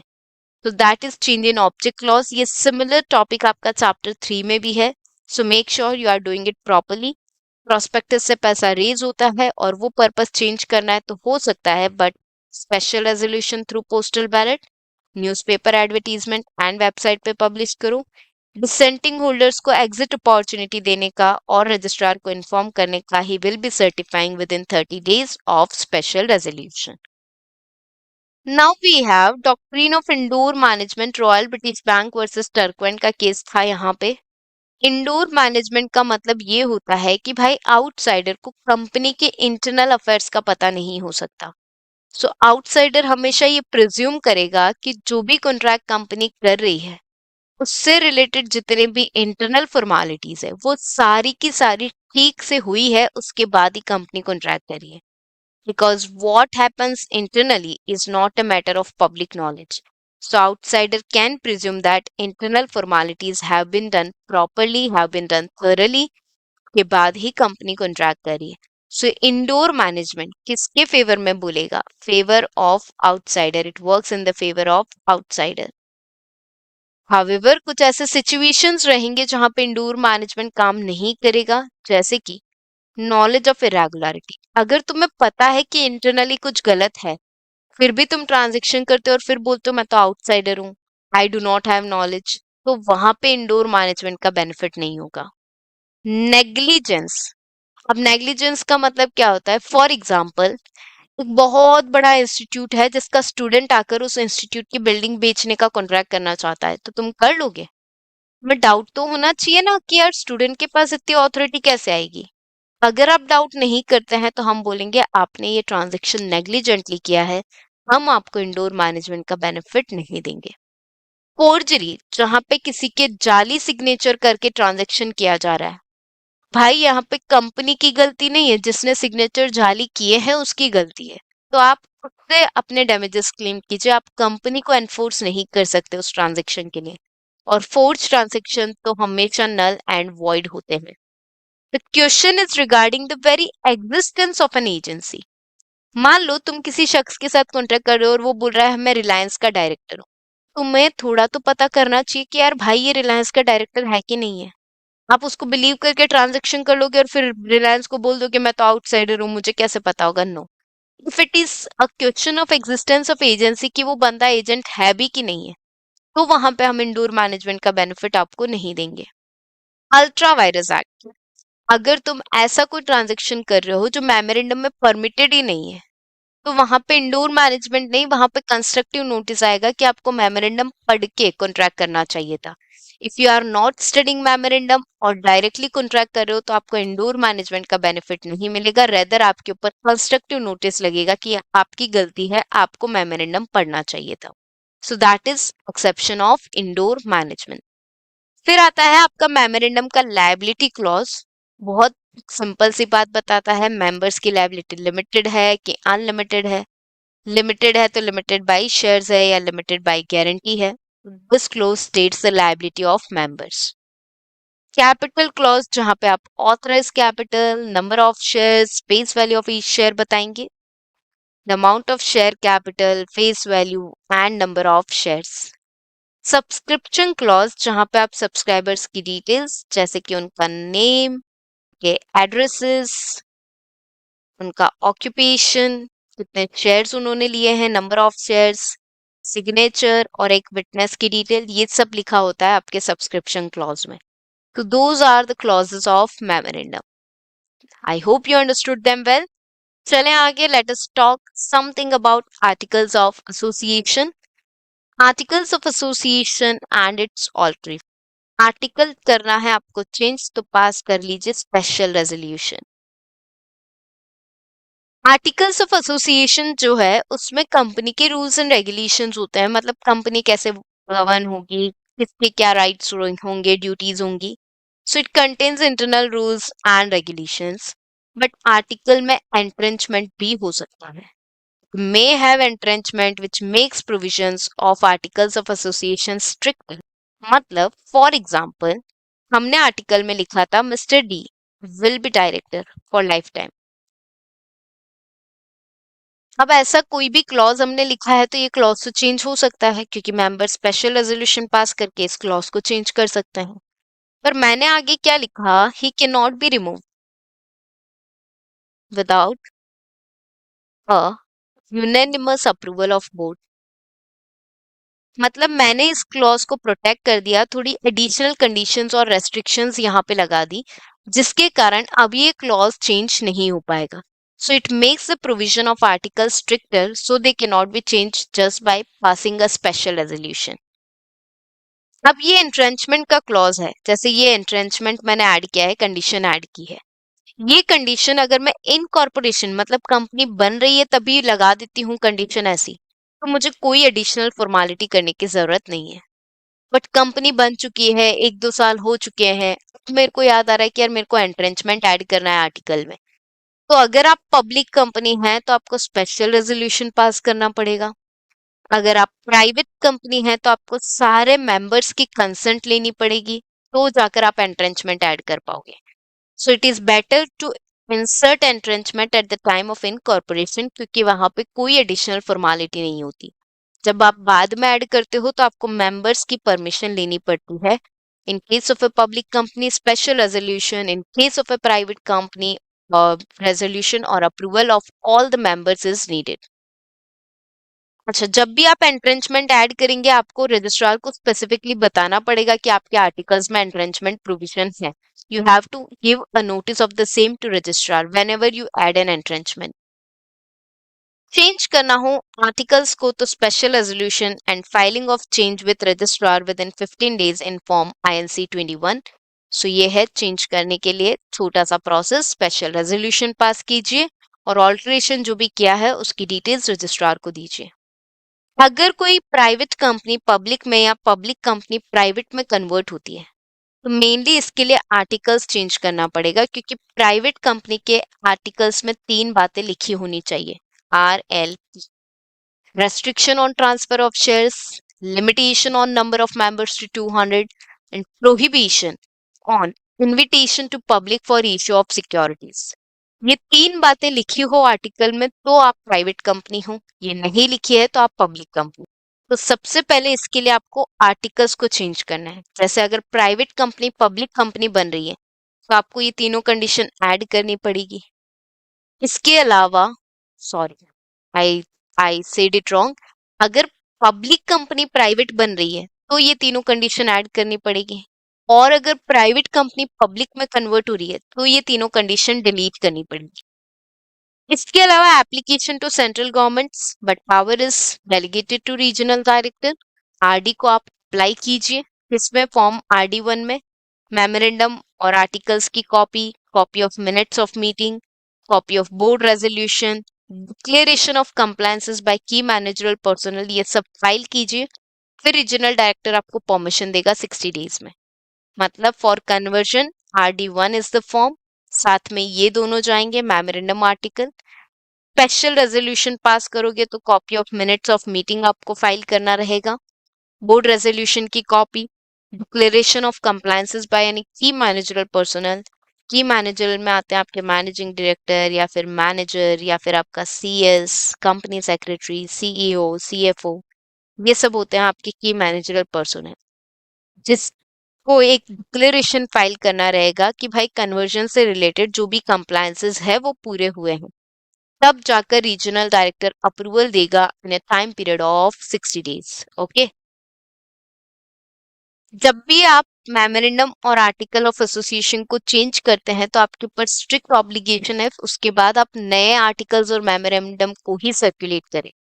अगर आपके चेंज करने के बाद भी आप पुराने आर्टिकल्स और मेमोरेंडम्स की कॉपी ही दे रहे हो, पेनल्टी विल बी 1000 पर copy. So changes shall be noted in every copy. और फिर भी आप पुरानी कॉपी सर्कुलेट कर देते हैं तो 1000 पर copy is the penalty. Now conversion of companies already registered. Conversion जब भी होता है तो आपके मेमोरेंडम आर्टिकल्स चेंज होते हैं, जो असेट्स और लायबिलिटीज होते हैं उस पर कोई चेंज नहीं आएगा। एक नया आपको सर्टिफिकेट ऑफ इनकॉर्पोरेशन मिलेगा। Alteration of memorandum and articles, filing of application to registrar who will be issuing a new certificate of incorporation। But आपकी जो एग्जिस्टिंग डेट्स है, लायबिलिटीज है, वो चेंज नहीं होगी। जो आपकी जिम्मेदारियां हैं वो तो आपको कन्वर्जन के बाद भी निभानी पड़ेगी। Act to override memorandum and articles. Companies act सर्वोपरि है। अगर हम किसी की पोस्ट डिसाइड कर रहे हैं तो ये आपका आर्टिकल्स है, ये आपका मेमोरेंडम ऑफ एसोसिएशन है, ये आपका कंपनीज एक्ट है। जो सुपीरियर है, सर्वोपरि है, मतलब आपके मेमोरेंडम और आर्टिकल कंपनीज एक्ट के कॉन्ट्रारी नहीं हो सकते। अगर एक्ट बोलता है ये चीज प्रोहिबिटेड है तो आप उस चीज को मेमोरेंडम में लिखकर उसको ऑथराइज नहीं कर सकते हैं कि भाई ये काम अलाउड है। तो जो भी चीजें कंपनीज एक्ट में डिनाइड है वो आप नहीं कर सकते हो। So the provision of this act shall have overriding effect, overridden effect to memorandum of company, articles of company, any agreement. Company कोई एग्रीमेंट भी करती है तो कंपनीज एक्ट का ओवरराइडिंग इफेक्ट होगा। और any resolution passed by company in general meeting or by board of director. Let me give you an example. Companies act बोलता है कि आप अल्कोहल में डील नहीं करेंगे, ऐसा कोई ऑब्जेक्ट नहीं होना चाहिए जहां पे अल्कोहल में आप ट्रांजेक्शन करेंगे। तो क्या आप अपने मेमोरेंडम के ऑब्जेक्ट क्लॉज में ऐसा लिख सकते हैं the company is created to deal in alcohol? The answer is no. अगर आप लिखते भी हैं तो वो वॉइड होगा। क्या आप किसी बंदे के साथ एग्रीमेंट कर सकते हैं that I will be supplying alcohol in the name of the company? The answer is no. कोई भी एग्रीमेंट, कोई भी रेजोल्यूशन पास करके आप उस इफेक्ट को खत्म नहीं कर पाएंगे, क्योंकि कंपनीज एक्ट का जो इफेक्ट है वो ओवरराइडिंग इफेक्ट है इन सब चीजों पे। The Memorandum of Association and Articles of Association bind the company and all its members। Memorandum और आर्टिकल में जो भी लिखा है उससे सारे मेंबर्स बाउंड होंगे, उन्हें फॉलो करना पड़ेगा। चाहे वो मेंबर्स बाद में आए हों या पहले आए हों, they are bound by the memorandum and articles of company. Commencement of business section 10A। Business आप कब कमेंस कर सकते हैं? आफ्टर कंपनी इज इनकॉर्पोरेटेड आपको डिक्लेरेशंस फाइल करने रहेंगे। एक डिक्लेरेशन होगा फॉर्म INC 20A का। ये डिक्लेरेशन डायरेक्टर्स को फाइल करना रहेगा, filed by director with in 180 days from the incorporation. A declaration by subscribers to Memorandum of Association has paid the value of shares agreed to be taken by them and registered office verification filed with registrar of companies। So यहाँ पे directors क्या बता रहे हैं registrar को कि जो भी मेमोरेंडम के सब्सक्राइबर्स हैं उन्होंने शेयर्स जितने भी लिए हैं उसका पेमेंट आ चुका है, as well as registered office का वेरिफिकेशन हो चुका है। इस बात का डिक्लेरेशन डायरेक्टर्स देंगे रजिस्ट्रार को within 180 days from incorporation. उसके बाद ही बिजनेस कमेंस हो सकता है। Subsidiary company can not hold shares in its holding company, a very important concept जिसके बेसिस पे पास्ट में भी सवाल पूछे गए हैं। No subsidiary to hold share in its holding company either by itself or through nominees, and no holding company shall allot or transfer shares to its subsidiaries। ना subsidiary holding में shares purchase करेगी, ना holding company shares allot करेगी subsidiary को। But उसके कुछ exception है। पहला, अगर सब्सिडरी कंपनी किसी के लीगल रिप्रेजेंटेटिव के तौर पे होल्डिंग कंपनी के शेयर्स होल्ड करती है तो चलेगा। Let's say there is a person Salman जिसका कोई लीगल रिप्रेजेंटेटिव नहीं है, बट सलमान की एक कंपनी है being human limited. Okay, now यहाँ पे सलमान ने एबीसी लिमिटेड के शेयर्स खरीद रखे हैं। ABC limited is a holding of BH limited. Salman ने वो शेयर्स को किसको ट्रांसफर कर दिया भाई, कि सलमान को लगता है मेरा कोई लीगल रिप्रेजेंटेटिव नहीं है, तो मेरे जितने भी असेट्स हैं, इन्वेस्टमेंट है, वो कहाँ जाने चाहिए, बीएच लिमिटेड के पास। Can I see BH limited now will have investments of ABC limited. जो सलमान ने एबीसी में इन्वेस्टमेंट किया था वो भी बीएच के पास आएगा।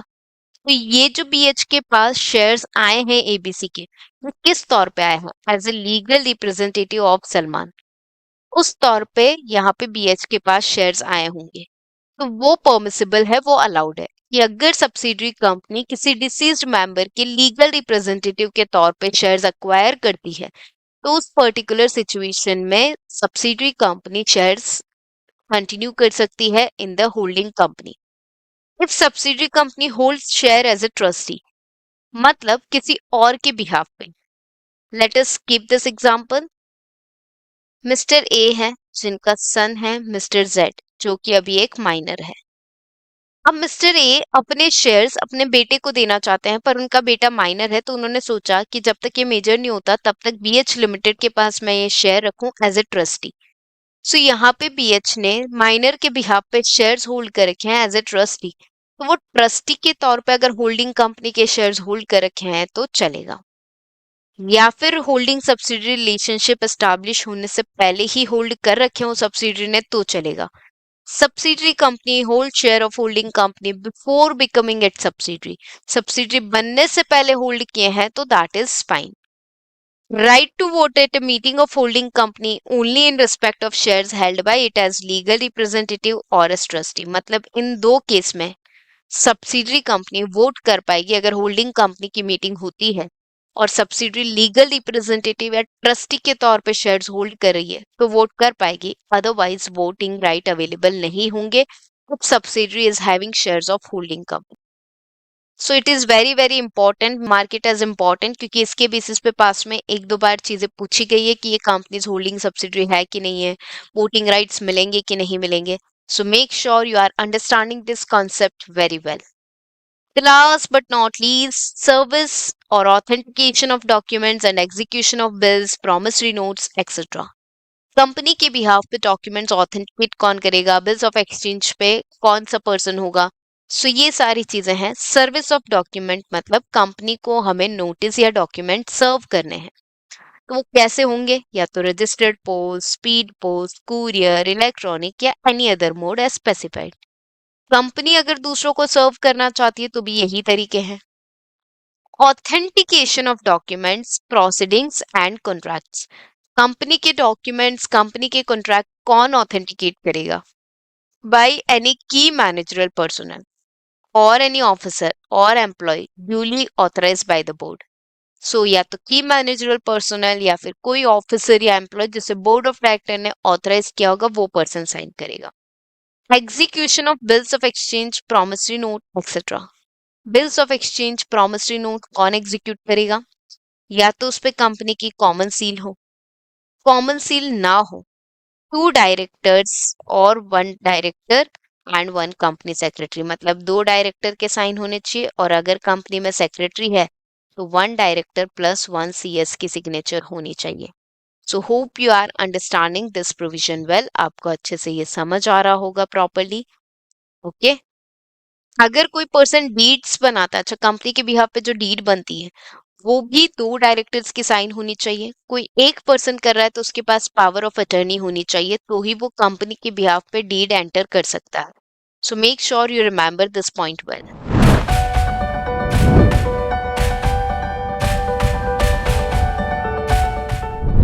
Now let us discuss some penalties from this chapter.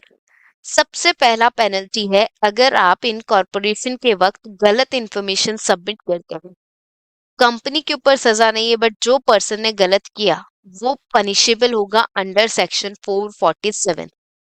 ठीक है, अगर कंपनी ऑलरेडी बन चुकी है और बाद में पता चला इंफॉर्मेशन गलत सबमिट की गई थी, तो जो भी पर्सन्स इनकॉर्पोरेशन प्रोसेस में इन्वॉल्व थे, हमने पढ़ा था कौन कौन लायबल होंगे, promoters, first directors as well as हर वो शख्स जिसने डिक्लेरेशन दिया हो, वो शख्स जिम्मेदार होगा अंडर सेक्शन 447। अगर कोई section 8 company is not form to promote charitable object, या फिर ये कंपनी डिविडेंड दे देती है, या फिर मेमोरेंडम और आर्टिकल को चेंज करती है विदाउट अप्रूवल ऑफ गवर्नमेंट, या फिर कन्वर्ट हो रही हो in any kind of company without passing a special resolution, तो मतलब सेक्शन 8 कंपनी किसी भी तरह का ब्रीच कर रही है, तो कंपनी के ऊपर मिनिमम 10 लाख मैक्सिमम 1 करोड़ की पनिशमेंट है। और जो ऑफिसर्स इन डिफॉल्ट होंगे उनके ऊपर मिनिमम 25,000 मैक्सिमम 25 लाख। अगर सेक्शन 8 कंपनी में फ्रॉड्यूलेंट काम हो रहे हैं, तो जो ऑफिसर्स फ्रॉड कर रहे हैं उन पे सेक्शन 447, जहां जहां फ्रॉड है वहां वहां बिंदास आप सेक्शन 447 लिख सकते हैं। अगर कंपनी कमेंसमेंट करती है बिजनेस का पर बिना डिक्लेरेशन फाइल किए, मतलब रजिस्टर्ड ऑफिस वाला वेरिफिकेशन नहीं कराया हो, या फिर सब्सक्राइबर्स वाला डिक्लेरेशन फाइल नहीं किया हो और बिजनेस कमेंस कर दिया है, तो उस सिचुएशन में कंपनी के ऊपर 50,000 का फाइन है और ऑफिसर्स के ऊपर 1,000 per day maximum 1 lakh, that is the fine for default in filing of declaration. ये डिक्लेरेशन 180 दिन में फाइल हो जाना चाहिए, और अगर नहीं होता है तो ये पनिशमेंट्स एप्लीकेबल होंगी। ठीक है। Commencement of business, default in filing of declaration within 180 days of date of incorporation.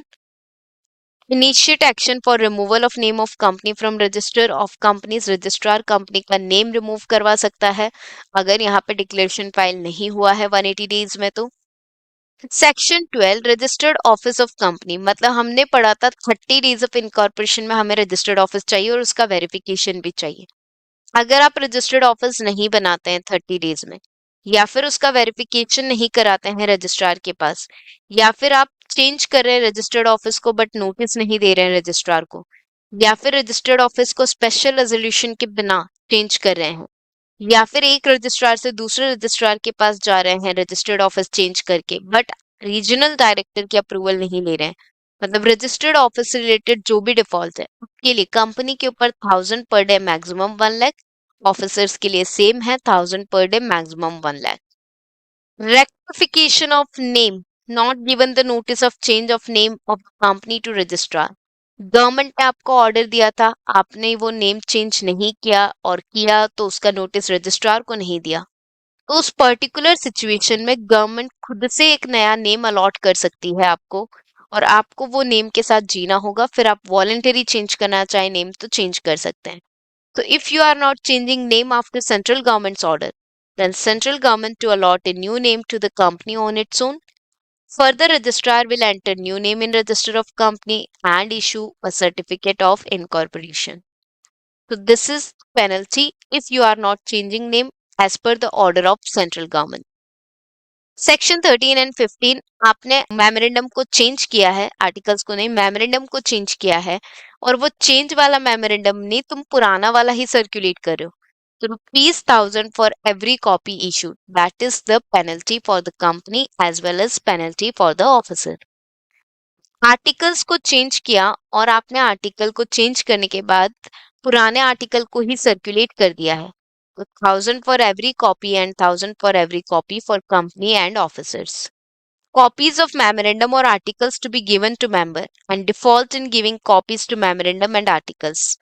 आप मेमोरेंडम और आर्टिकल्स की कॉपी प्रोवाइड नहीं कर रहे हैं, तो 1,000 फॉर ईच डे और 1 lakh which ever is less, and members के लिए भी 1,000 for each day, not for member, sorry, officers in default के लिए 1,000 for each day or rupees 1 lakh whichever is less. So that is the punishment in case you are not providing the copy to the members of memorandum and articles. So those are the penalties. Penalties में अच्छी penalties जो आपको ध्यान रखनी है, एक तो ये वाली है नेम वाली, जहां पे गवर्नमेंट खुद से न्यू नेम अलोकेट कर देगी। सेक्शन 8 वाली पेनल्टी आपको रिमेम्बर करनी है अच्छे से, ताकि in case if something is also related to section 8 you will be able to write. बाकी बहुत ज्यादा डिफिकल्ट है नहीं, 1,000 पर कॉपी वाली, वो तो मेमोरेंडम आर्टिकल से रिलेटेड है, नॉट सो डिफिकल्ट पेनल्टी। और एक ये वाली पेनल्टी आप जरूर याद करेंगे, अगर डिक्लेरेशन 180 डेज में फाइल नहीं होता है तो ऑफिसर्स के लिए क्या पनिशमेंट है। Okay, now some question solver points for you. जिसके जिसको रीड करके आप कुछ सवाल अच्छे से सॉल्व कर पाएंगे, जैसे कि doctrine of constructive notice put onus on those who deals with the company to be aware of what is stated in memorandum of association and article of association. Onus मतलब होता है burden. कंस्ट्रक्टिव नोटिस बर्डन किस पे देता है? जो लोग company के साथ डील कर रहे हैं उनके ऊपर बर्डन है कि उन्हें मेमोरेंडम और आर्टिकल्स के बारे में पता होना चाहिए. While doctrine of indoor management protects outsider as an exception to the earlier specified doctrine, however, outsiders are not protected in case of forgery, suspicion of irregularity, knowledge of irregularity. So, constructive और indoor management opposite है. Constructive outsiders के ऊपर burden डालता है कि तुम्हें memorandum का पता हो. इंडोर मैनेजमेंट आउटसाइडर्स को प्रोटेक्ट करता है कि भाई आउटसाइडर्स को इंटरनल अफेयर्स का पता नहीं हो सकता है, सब कुछ पता होगा बट इंटरनल अफेयर्स का पता नहीं होगा. बट इंडोर मैनेजमेंट में भी फोर्जरी के केस में या फिर सस्पिशन ऑफ इरेगुलरिटी के केस में या फिर नॉलेज ऑफ इरेगुलरिटी के केस में हम इंडोर मैनेजमेंट का बेनिफिट उनको नहीं देंगे, जिसे हम एक्सेप्शंस बोलते हैं इंडोर मैनेजमेंट के. Mr. Nick, 24 years old, a foreign citizen who returned back to India in March and January month of 2023. एक फॉरेन सिटीजन है जो इंडिया में आए हैं जनवरी में. After completing his education is willing to form a one person company but not sure about the requirements और pre condition regarding eligibility. ये इंडिया में तो आ चुके हैं बट प्रॉब्लम है कि ये फॉरेन सिटीजन है. मिस्टर निक जो है मेजर तो है, 24 ईयर्स लिखा है मतलब मेजर है, बट वो फॉरेन सिटीजन है तो he will not be eligible. He wouldn't be eligible because only an Indian citizen who is a natural person other than minor can start one person company. This is the reason he won't be eligible. ITC Limited wants to change its name to ITC Limited but unsure of the process to follow. देखो ऐसे भी इसे भी हम name change करेंगे, ये dot हटाकर इस तरह से नेम चेंज करना चाह रहे हैं. कैसे करेंगे वो name change? It can do so by passing a special resolution and reserving name for 60 days through Reserve Unique Name Facility RUN facility के थ्रू. क्या कर सकते हैं? नेम चेंज कर सकते हैं after passing a special resolution. A group of individuals who wants to do philanthropic activity for 5 years. Philanthropic मतलब social welfare के काम, भलाई वाले काम 5 साल तक ये लोग करना चाहते हैं.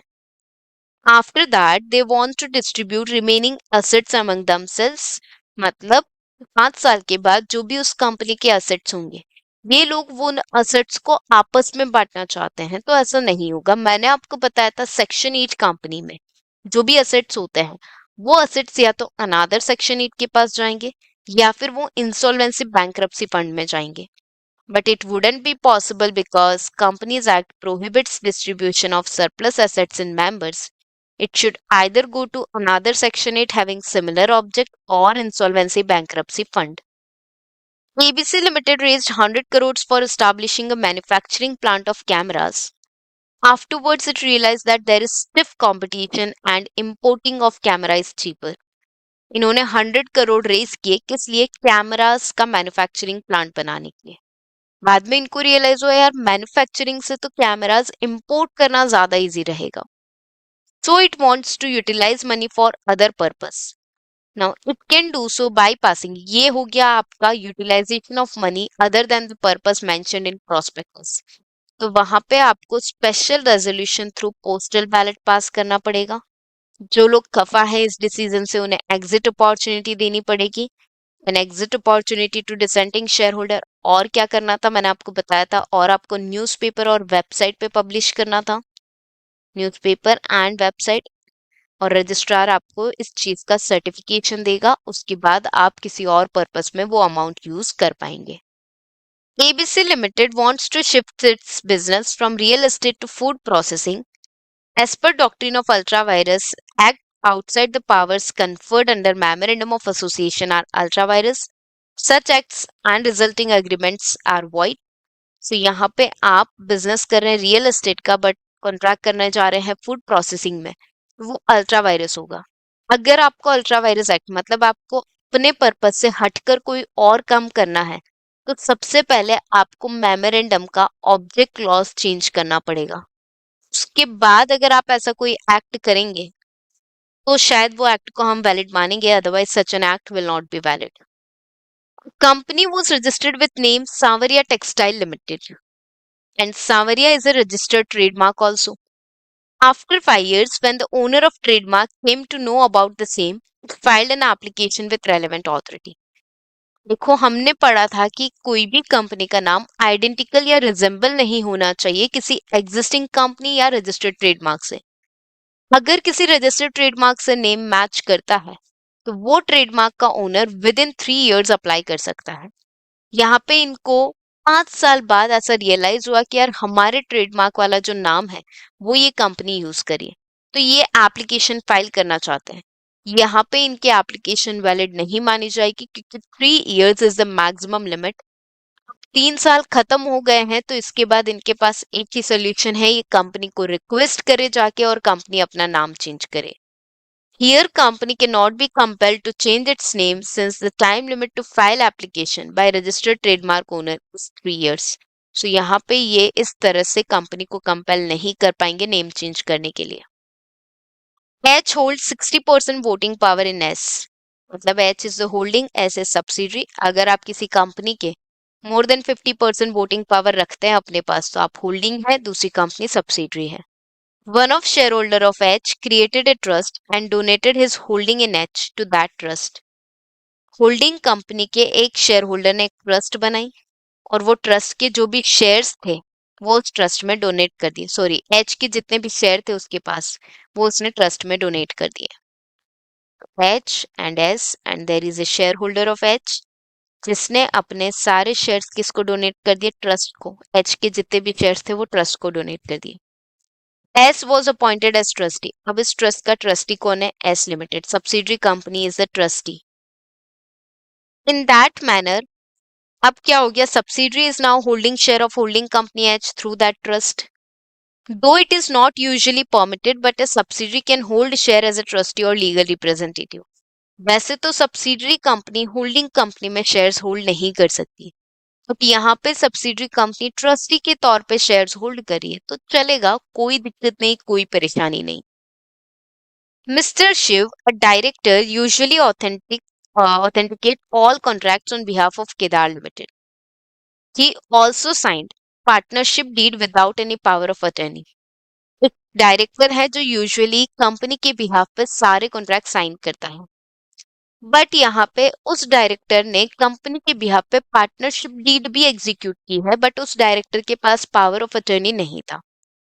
Here mister Shiv can not sign because deeds of a company, क्योंकि डीड्स जितनी भी होती है अभी मैंने आपके साथ डिस्कस किया था, या तो दो डायरेक्टर के साइन हो या फिर कॉमन सील हो या फिर जो पर्सन इकलौता पर्सन साइन कर रहा है उसके पास पावर ऑफ अटर्नी हो, तो कंपनी के बिहाफ पे डीड्स एग्जीक्यूट की जा सकती है, अदरवाइज ये पॉसिबल नहीं है। ABC Private Limited wants to add provision of entrenchment in article of association after 4 years of incorporation. अगर कोई प्राइवेट कंपनी इनकॉर्पोरेशन के 4 साल बाद एंट्रेंचमेंट का प्रोविजन इंसर्ट करना चाहती है, एंट्रेंचमेंट मतलब रेस्ट्रिक्शंस जिसके कारण आर्टिकल के प्रोविजन स्पेशल रेजोल्यूशन से चेंज नहीं हो पाएंगे, तो यहाँ पे एबीसी को सारे मेंबर्स की कंसेंट लेनी पड़ेगी। मैंने आपको बताया था दो सिनारियो होते हैं, आप इनकॉर्पोरेशन के वक्त एंट्रेंचमेंट इंसर्ट करते हो, कोई एडिशनल फॉर्मेलिटी नहीं है, बट अगर आप बाद में इंसर्ट करते हो and if you are a private company then consent of all members, if you are a public company then the special resolution will be needed. Let us discuss a new question that is based on our Section 8 companies. Section 8 का मतलब वो companies which is based on profitable, non-profitable purpose and charitable objects. Let us read this question first. Alpha School started imparting education on 1st April 2010 with the sole objective of providing education to the children of weaker society either free of cost or at very nominal fee, depending upon the finance condition of their parents. However, on 30th March 2018, ये school बनी थी किस object के लिए? Free education देंगे, nominal cost पे education देंगे, poor section of society को देंगे, ठीक है। It came to the knowledge of central government that the said school was operated by violating the object of its objective clause. Government को 2018 में ये पता चलता है कि ये कंपनी अपने ऑब्जेक्ट्स को वायलेट कर रही है, छोड़ रही है, due to which it was granted the status of Section 8 under Companies Act 2013. जिस पर्टिकुलर कंडीशन के तहत उन्हें सेक्शन 8 का लाइसेंस मिला था, वो कंडीशंस को ये कंपनी वायलेट कर रही है.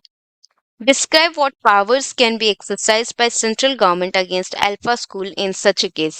सेंट्रल गवर्नमेंट कौन सी पावर्स एक्सरसाइज कर सकती है, यहाँ पे वो डिस्क्राइब करना है. अब यहाँ पे पहले आपको क्या क्या लिखना पड़ेगा. फर्स्ट ऑफ ऑल, सेक्शन 8 का मेन ऑब्जेक्ट जो होता है चैरिटेबल पर्पस होता है, और ये जितना भी प्रॉफिट्स है उसी पर्पस में यूज कर सकती है. ठीक है. कुछ section 8 is a licensed company जिसे गवर्नमेंट लाइसेंस देती है, और अगर ये कंपनी कोई भी वायलेशन करती है तो गवर्नमेंट ये लाइसेंस रिवॉक कर सकती है. तो क्या गवर्नमेंट के पास ये पावर है? तो answer is yes, central government may revoke this license, but एक अपॉर्चुनिटी ऑफ हर्ड और एक रिटन नोटिस जरूर देना पड़ेगा, और इसके अलावा भी कुछ पावर्स रहेगी. तो हमको क्या क्या लिखना है यहाँ पे? हमको लिखना है सबसे पहले अपने प्रोविजन में हमेशा लिखे सेक्शन 8 क्या है. तो it means a company having charitable objects. ठीक है, जिसका चैरिटेबल ऑब्जेक्ट हो. It is licensed by central government. Central government license करती है. ठीक है. आप और अच्छा बनाना चाहते हैं इस आंसर को तो ऐसा भी लिखिए कि लाइसेंस जो है, ये पावर जो है सेंट्रल गवर्नमेंट ने डेलीगेट कर दी है आरओसी को, रजिस्ट्रार ऑफ कंपनीज को. ठीक है. लाइसेंस दिया जाता है on fulfilment of certain conditions. However license may be revoke. License revoke किया जा सकता है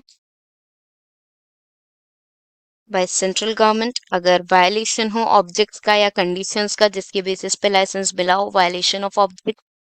इसके अलावा और क्या हो सकता है? तो इसके अलावा अगर कंपनी में फ्रॉडुलेंटली कुछ चल रहा हो या फिर पब्लिक इंटरेस्ट के खिलाफ कुछ चल रहा हो तो लाइसेंस रिवॉक कर सकती है सेंट्रल गवर्नमेंट. बट हाउएवर एक written notice must be served. एक रिटन नोटिस देना पड़ेगा कंपनी को, and opportunity of heard to be given. ठीक है. ये चीजें प्रोवाइड करनी पड़ेगी गवर्नमेंट को कंपनी को. लाइसेंस रिवॉक करने के बाद फर्दर ऑर्डर्स क्या हो सकते हैं सेंट्रल गवर्नमेंट के? तो central government winding up order दे सकती है, या फिर अमालगमेशन का ऑर्डर भी दे सकती है कंपनी को with another section 8 having same object. ये सारा आपका प्रोविजन का हिस्सा आएगा. फिर आता है आपका फैक्ट्स ऑफ द केस, जहां पे आप अल्फा एजुकेशन की डिटेल्स लिखेंगे. एक कंपनी शुरू हुई थी 2010 में for charitable object of providing education free of cost और वेरी नॉमिनल फी, बट बाद में पता चला इन्होंने ऑब्जेक्ट का वायलेशन किया है. फिर यहाँ पे ये बोला गया है कि सेंट्रल गवर्नमेंट जो है लाइसेंस रिवॉक करना चाहती है. सेंट्रल गवर्नमेंट के पास और क्या पावर है? तो रिवोकेशन के बाद वाले पावर्स भी हमें मेंशन करने हैं अपने प्रोविजन में. तो वो रहे हैं वाइंडिंग अप और amalgamation of this company with another section 8 having similar object. जिसके साथ हम इसे अमालगमेट करेंगे वो कोई और सेक्शन 8 होगी having similar kind of object. Late us have a look at the answer. Section 8 of Companies Act deals with the formation of companies which are formed to promote charitable object of commerce, art, science, education, sports, etc. यहाँ पे हमने define कर लिया. Such company intends to apply profit in promoting its object. ये जितना भी profit कमाएगी object में ही use होगा. Section 8 companies are registered by registrar only when license is issued by central government. Central government इसे license देती है, फिर Section 8 का registration होता है. If a Section 8 started violating the object of its objective clause, the following powers can be exercised by the central government. अगर Section 8 objects का violation करती है तो सेंट्रल गवर्नमेंट क्या पावर एक्सरसाइज कर सकती है?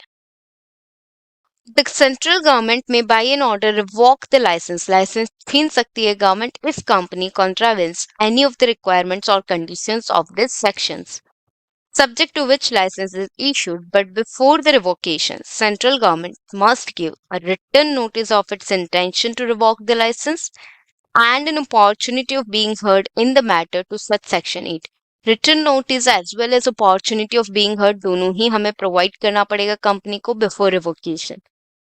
Where a license is revoked, the central government may, if it is satisfied that it is essential in the public interest, direct that the company be wound up under this act or amalgamated with another section 8.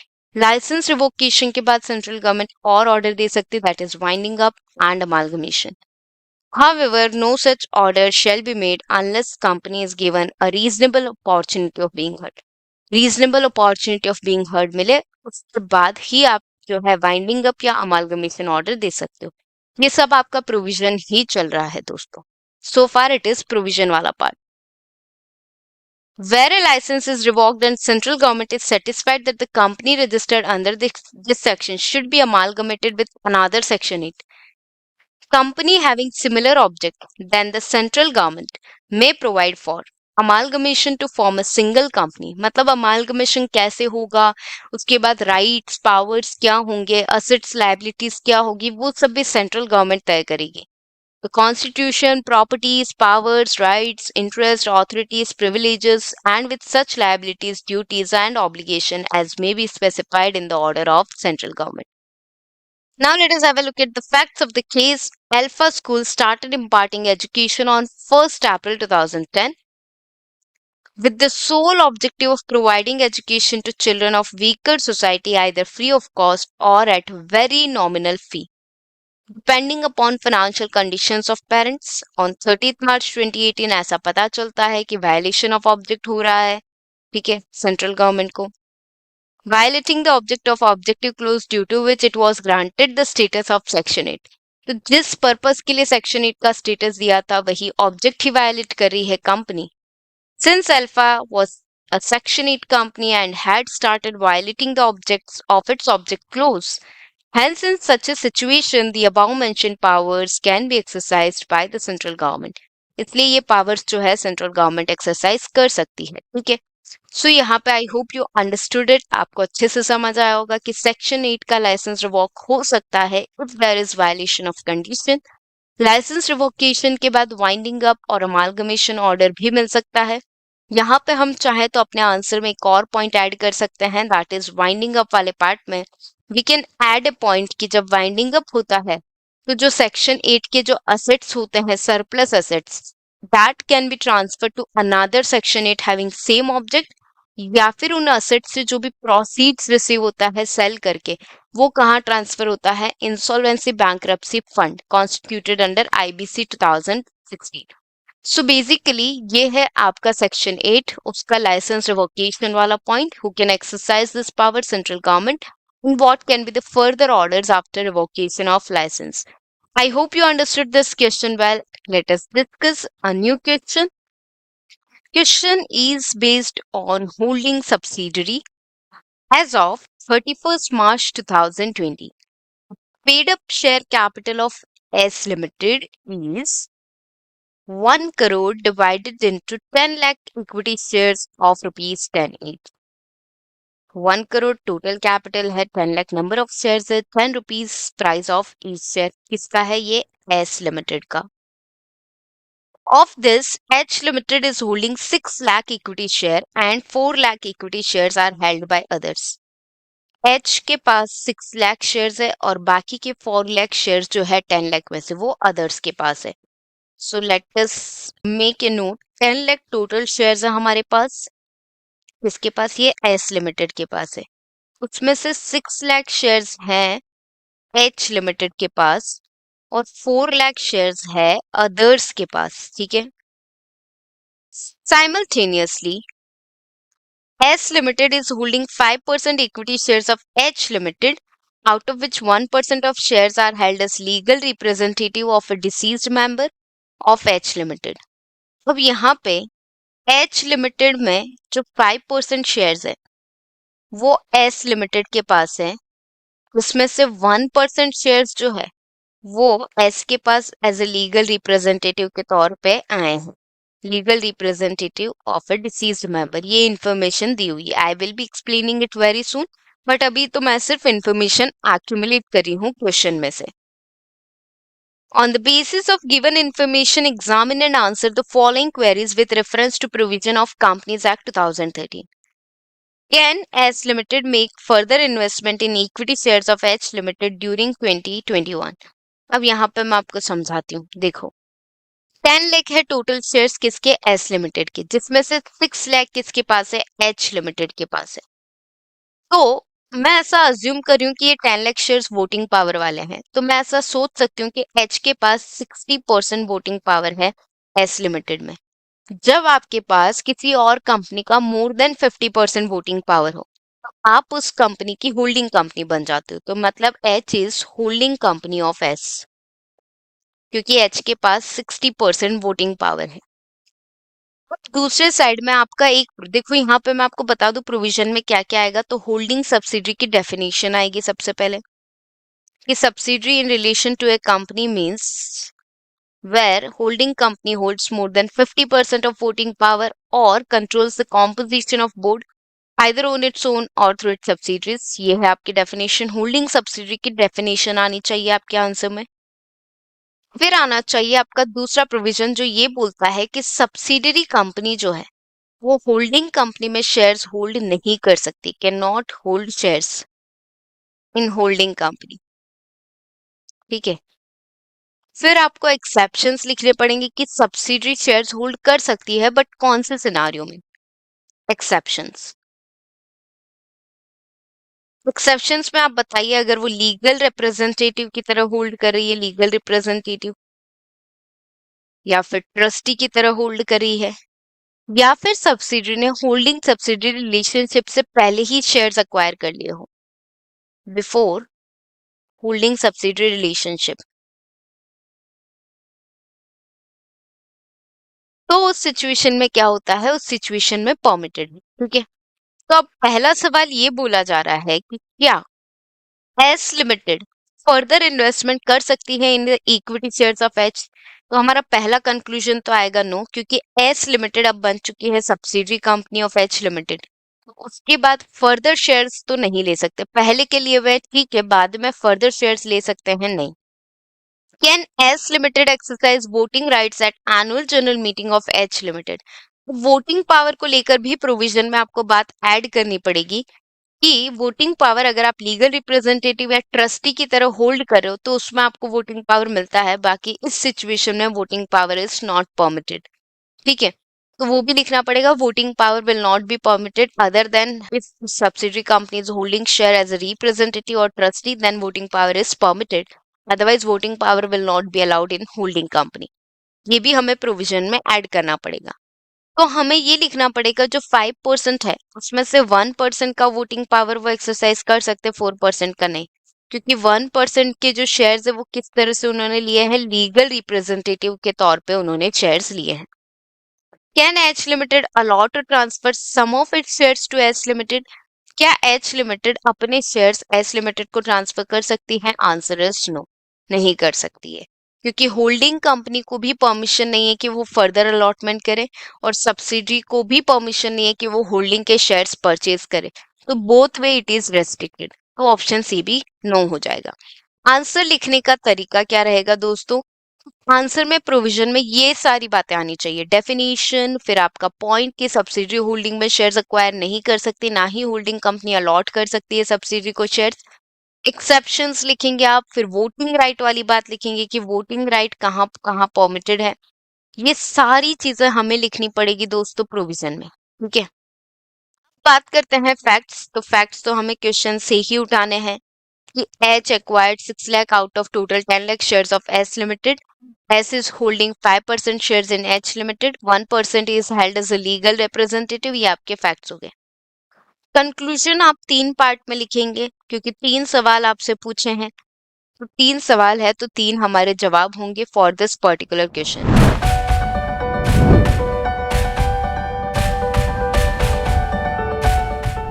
Now let us have a look at the answer. As per the provisions of Companies Act 2013, no company shall either by itself or through its nominee hold any shares in its holding company. Also, a subsidiary shall have a right to vote at a meeting of holding company only in respect of shares held by it as legal representative or as a trustee. Companies act बोलता है कि भाई holding company में subsidiary company shares acquire नहीं कर सकती है, और वोटिंग राइट्स जो है वो भी सिर्फ कब मिलते हैं, लीगल रिप्रेजेंटेटिव या फिर अगर आप ट्रस्टी की तरह शेयर्स होल्ड करो तो मिलेगा। It is further provided that no holding company share allot और transfer its shares to any of its subsidiary companies, and any such allotment or transfer of shares of a company to its subsidiary company shall be void कोई भी holding company अपनी subsidiary को भी shares transfer नहीं कर सकती है, prohibited है। यहाँ पे फैक्ट बिल्कुल सिमिलर जो हमने पढ़े हैं वही लिखे हैं। As of 31st March 2020, the paid up capital of S Limited is 1 crore divided into 10 lakh equity shares of rupees 10 each. Of this, H Limited is holding 6 lakh equity shares and 4 lakh equity shares are held by others. Simultaneously, S Limited is holding 5% equity shares of H Limited, out of which 1% of shares are held as legal representative of deceased member of H. तो simple 1 crore है, 10 lakh equity shares है, 6 lakh H के पास है, 4 lakh others के पास है और S के पास 5% shares है जिसमें से 1% वो लीगल रिप्रेजेंटेटिव की तरह होल्ड कर रहे हैं। देखो यहाँ पे फर्स्ट कंक्लूजन क्या दिया है, तो in the present case S limited can not make further investment in equity shares of H limited during 2021 as S Limited is subsidiary of H Limited and it cannot hold any shares in H Limited क्योंकि S subsidiary है, H holding है। S Limited can exercise voting rights at annual general meeting of H Limited only in respect of 1% shares held as legal representative of a deceased member of H Limited। S जो है voting power सिर्फ 1% के लिए exercise कर पाएगी, बाकी के 4% के लिए नहीं, क्योंकि स्पेसिफिकली गिवन है एक्ट में कि आप लीगल रिप्रेजेंटेटिव हो या ट्रस्टी हो तो आप वोटिंग पावर एक्सरसाइज कर सकते हो, अदरवाइज नहीं। And the last point, H Limited cannot allot or transfer some of its shares to S Limited as H Limited is a holding company of S Limited and H Limited cannot allot or transfer any shares to its subsidiary। दोनों ही वे में prohibition है, ना subsidiary further acquire कर सकती है ना ही holding company further allotment कर सकती है। तो ये है आपके 3 कंक्लूजन। इस तरह का सिमिलर क्वेश्चन पास्ट में 2-3 बार पूछा जा चुका है। In fact in November 23 attempt also this question has been asked for 5 marks. काफी आसान सवाल है ये। अगर आपको होल्डिंग सब्सिडरी और ये होल्डिंग सब्सिडरी का होल्डिंग कंपनी में शेयर्स एक्वायर करने वाला प्रोविजन अच्छे से पता है तो these are cash marks for you, और इस तरह से आप इस आंसर को लिखेंगे। So I hope you understood this question well. Let us discuss this question. A group of 4 individuals intend to form a trust named Imparting Education Trust as a limited liability company to impart quality teaching to underprivileged students. So 4 लोगों ने एक Imparting Education Trust बनाया है underprivileged children को education देने के लिए। It was decided to form a Section 8 company under Companies Act 2013.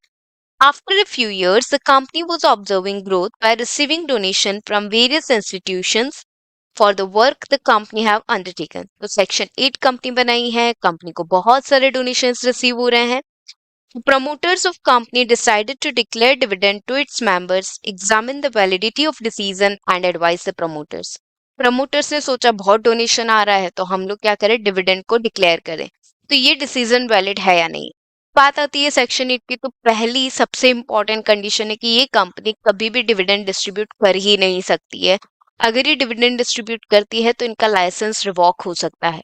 Now how to write the answer for the same. In provision हमें ये बताना पड़ेगा कि सेक्शन 8 क्या है। तो section 8 means a company which has been formed for charitable objects like art, science, commerce, education, environment, religion etcetera. ठीक है, इसके बाद section 8 is a licensed company. It gets its licence from central government on fulfilment of certain conditions. कुछ conditions हमें fulfil करनी होती है और वो कंडीशंस में ये आता है कि ये कंपनी जितना भी प्रॉफिट कमाएगी it will be used for its object. ये प्रॉफिट उसके ऑब्जेक्ट में ही यूज होगा और ये कंपनी कभी भी प्रॉफिट्स डिस्ट्रीब्यूट नहीं कर सकती है to its member. Distribution of profit to member is prohibited. ठीक है, ये आप कभी भी नहीं कर सकते हो। नाउ व्हाट, अब क्या, ये कंप्लीटली प्रोहिबिटेड है। अब यहाँ पे आपको आना पड़ेगा फैक्ट्स पे, और फैक्ट्स में आप ये सारी चीजें लिखेंगे कि एजुकेशन इम्पार्टिंग एजुकेशन ट्रस्ट है जिसके प्रमोटर्स ने, क्योंकि डोनेशंस बहुत रिसीव हुआ है तो ऐसा सोचा है डिविडेंड डिक्लेयर करना है। कंक्लूजन में हम ये लिखेंगे the company can not declare dividends because it is prohibited. If it does so, अगर ये ऐसा करती है तो licence of the company may be revoked. तो इस तरह से बनेगा ये पूरा answer. Let us have a look at the answer now. As per provisions of Companies Act 2013, Section 8 company is a company which has in its object promotion of commerce, art, science, sports, education, research, social welfare, religion, charity, protection of environment, or any such other object. It intends to apply its profits, if any, or other income in promoting its object, and it intends to prohibit the payment of dividend to its member. जितना भी profit आएगा वो object में ही use आएगा और कोई भी डिविडेंड ये कंपनी डिक्लेयर नहीं कर सकती है. The central government may issue the license to such a company which fulfills all of the above conditions to be incorporated as a Section 8 company. जो कंपनी ये कंडीशंस फुलफिल करेगी उसे central government licence देगी. Facts of the case जो question से ही derived हैं पूरे. Group of 4 individuals intend to form a trust named Imparting Education as limited liability company to impart quality teaching to underprivileged students. It was decided to form a Section 8 company under Companies Act 2013. After a few years, the company was observing growth by receiving donations from various institutions for the work the company have undertaken. Promoters of company decided to declare dividend. मतलब nothing is different. पूरा हमने question से facts को उठाया है. Now, how we are going to write the conclusion? In the present case, decision of promoters of the company to declare dividend to its member is not valid. Declaration of dividend जो है वो valid नहीं है. Because according to prescribed rule, a Section 8 company is prohibited from payment of any dividend to its members. अगर ये dividend distribute करेगी तो condition violet होगी और कंडीशन वायलेट होगी तो licence may be revoked for the section 8 company. So here is a simple question. काफी आसान सवाल था ये कि डिविडेंड जो है सेक्शन 8 दे सकती है कि नहीं दे सकती. तो it can never do so. ना ही सरप्लस असेट्स अपने मेंबर्स के बीच डिस्ट्रीब्यूट कर सकती है. Late us discuss this question. Anushka Security Equipments Limited is a manufacturer of CCTV cameras. It has raised 100 crores through public issue of its equity shares for starting one more unit of CCTV camera manufacturing. 100 crores इन्होंने raise किए हैं public issue के through और इन्हें करना है CCTV camera का एक नया unit start. It has utilized 10 crores and then it realized that its existing business has no potential for expansion because government has reduced the custom duty on import of CCTV camera. Hence imported cameras from China are cheaper than its own manufacturing. यहाँ पे क्या हुआ है 10 करोड़ इन्होंने use कर लिए हैं और उसके बाद लगा कि यार ये बिजनेस तो एक्सपांड करने लायक ही नहीं है. गवर्नमेंट ने इंपोर्ट ड्यूटी रिड्यूस कर दी है. इसके कारण इंपोर्टेड कैमरास जो है अब ज्यादा सस्ते पड़ेंगे as compare to making in India और manufacturing. Now it wants to utilize remaining amount in mobile app development business by adding a new object in its memorandum of association. Does the Company Act allow such change of object? If not, then what advice will you give to company? If yes, then the steps to be followed. यहाँ पे आता है आपका object close जहाँ पे आपने amount raise किया हो प्रोस्पेक्टस के थ्रू और वहां पे जब आप अनयूटिलाइज अमाउंट को किसी और पर्पस के लिए यूज करते हैं तो आप ऐसा कर सकते हैं. आ जाइए, आपको एक सर्टेन प्रोसेस फॉलो करना पड़ेगा. You have to pass a special resolution through postal ballot. ये पोस्टल बैलेट के थ्रू आपको स्पेशल रेजोल्यूशन देना है. न्यूज़पेपर इंग्लिश और वर्नाक्यूलर न्यूज़पेपर में आपको एडवर्टाइजमेंट देना पड़ेगा. आपके जो डिसेंटिंग शेयर होल्डर्स होंगे, डिसेंटिंग मतलब जो आपके डिसीजन से हैप्पी नहीं है, डिसेंटिंग होल्डर्स, उन्हें आपको देनी पड़ेगी एक opportunity to exit as per SEBI regulations. और उसके बाद आप क्या कर सकते हो, अनयूटिलाइज अमाउंट को किसी और पर्पस के लिए यूज कर सकते हो. So these are the main things that are to be done for using the unutilized amount in the object which is not mentioned in the memorandum. तो इस तरह से आप कर सकते हैं अपना object clause change. Late us have a look at the answer. अच्छा, हमारा कंक्लूजन क्या हो जाएगा? तो yes, such change of object is allowed. और उसके बाद उसके स्टेप्स क्या है तो वो तो हमने प्रोविजन में बता देने हैं. As per provisions of Companies Act 2013, a company which has raised money from public through issue of a prospectus and still has any unutilized amount out of the money raised shall not change its object for which it raised the money through prospectus unless a special resolution through postal ballot is passed. Postal ballot मतलब घर बैठे बैठे resolution pass करवाना. Postal ballot के लिए आपको क्या करना है? The details in respect of resolution shell also be published in the newspaper. एक होगा इंग्लिश में, दूसरा होगा आपका वर्नाक्यूलर मतलब लोकल लैंग्वेज में जहां पे आपकी कंपनी का रजिस्टर्ड ऑफिस है, which is in circulation at the place where registered office of company is situated. and shall also be placed on the website of company indicating therein the justification for such change. The dissenting shareholders shall be given an opportunity to exit by the promoters and shareholders having control in accordance with the regulation to be specified by Securities and Exchange Board of India.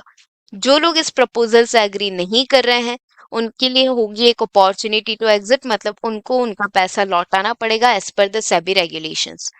And उसके बाद हमें registrar को inform करना पड़ेगा who shall register the alteration of memorandum with respect to object of the company, and वो हमें certificate देगा within a period of 30 days from the date of filing of special resolution.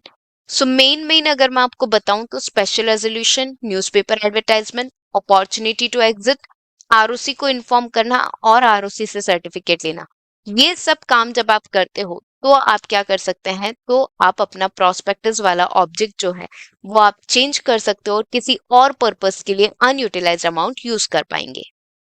Facts of the case, nothing but taken from the question. Anushka equipment manufacturer CCTV camera 100 crore raise किए, 10 crore use किए and बाद में realised कि import duty जो है, custom duty, वो reduce हो चुकी है एंड सीसीटीवी कैमरा जो इंपोर्ट करेंगे वो ज्यादा सस्ते होंगे as compare to the manufacturing. So that is the reason now they want to utilize the amount in mobile app development business by adding a new object in the memorandum of association. So here the conclusion is simple. In the present case, company can add the object of mobile app development in its memorandum and divert public money into that business. For that, it will have to comply with above requirements, but इसके लिए इन्हें क्या करना पड़ेगा, ऊपर वाला पूरा procedure follow करना पड़ेगा। अ वेरी इजी क्वेश्चन, बस याद रखिए कुछ बातें, और ये इंपॉर्टेंट टॉपिक भी है क्योंकि ये वाला सेम पॉइंट आप चैप्टर 3 में भी पढ़ते हैं, prospectus and allotment of securities. When you have raised money through prospectus and if there is change in the object, in that case you have to follow this procedure.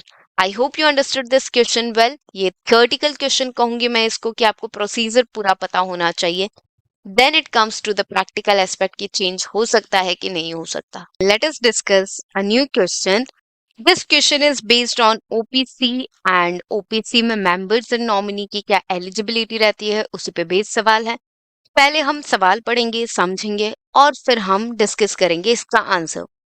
Mr. Raja, along with his family members, is running a trading business successfully. He is capable of developing his idea and participating in the marketplace.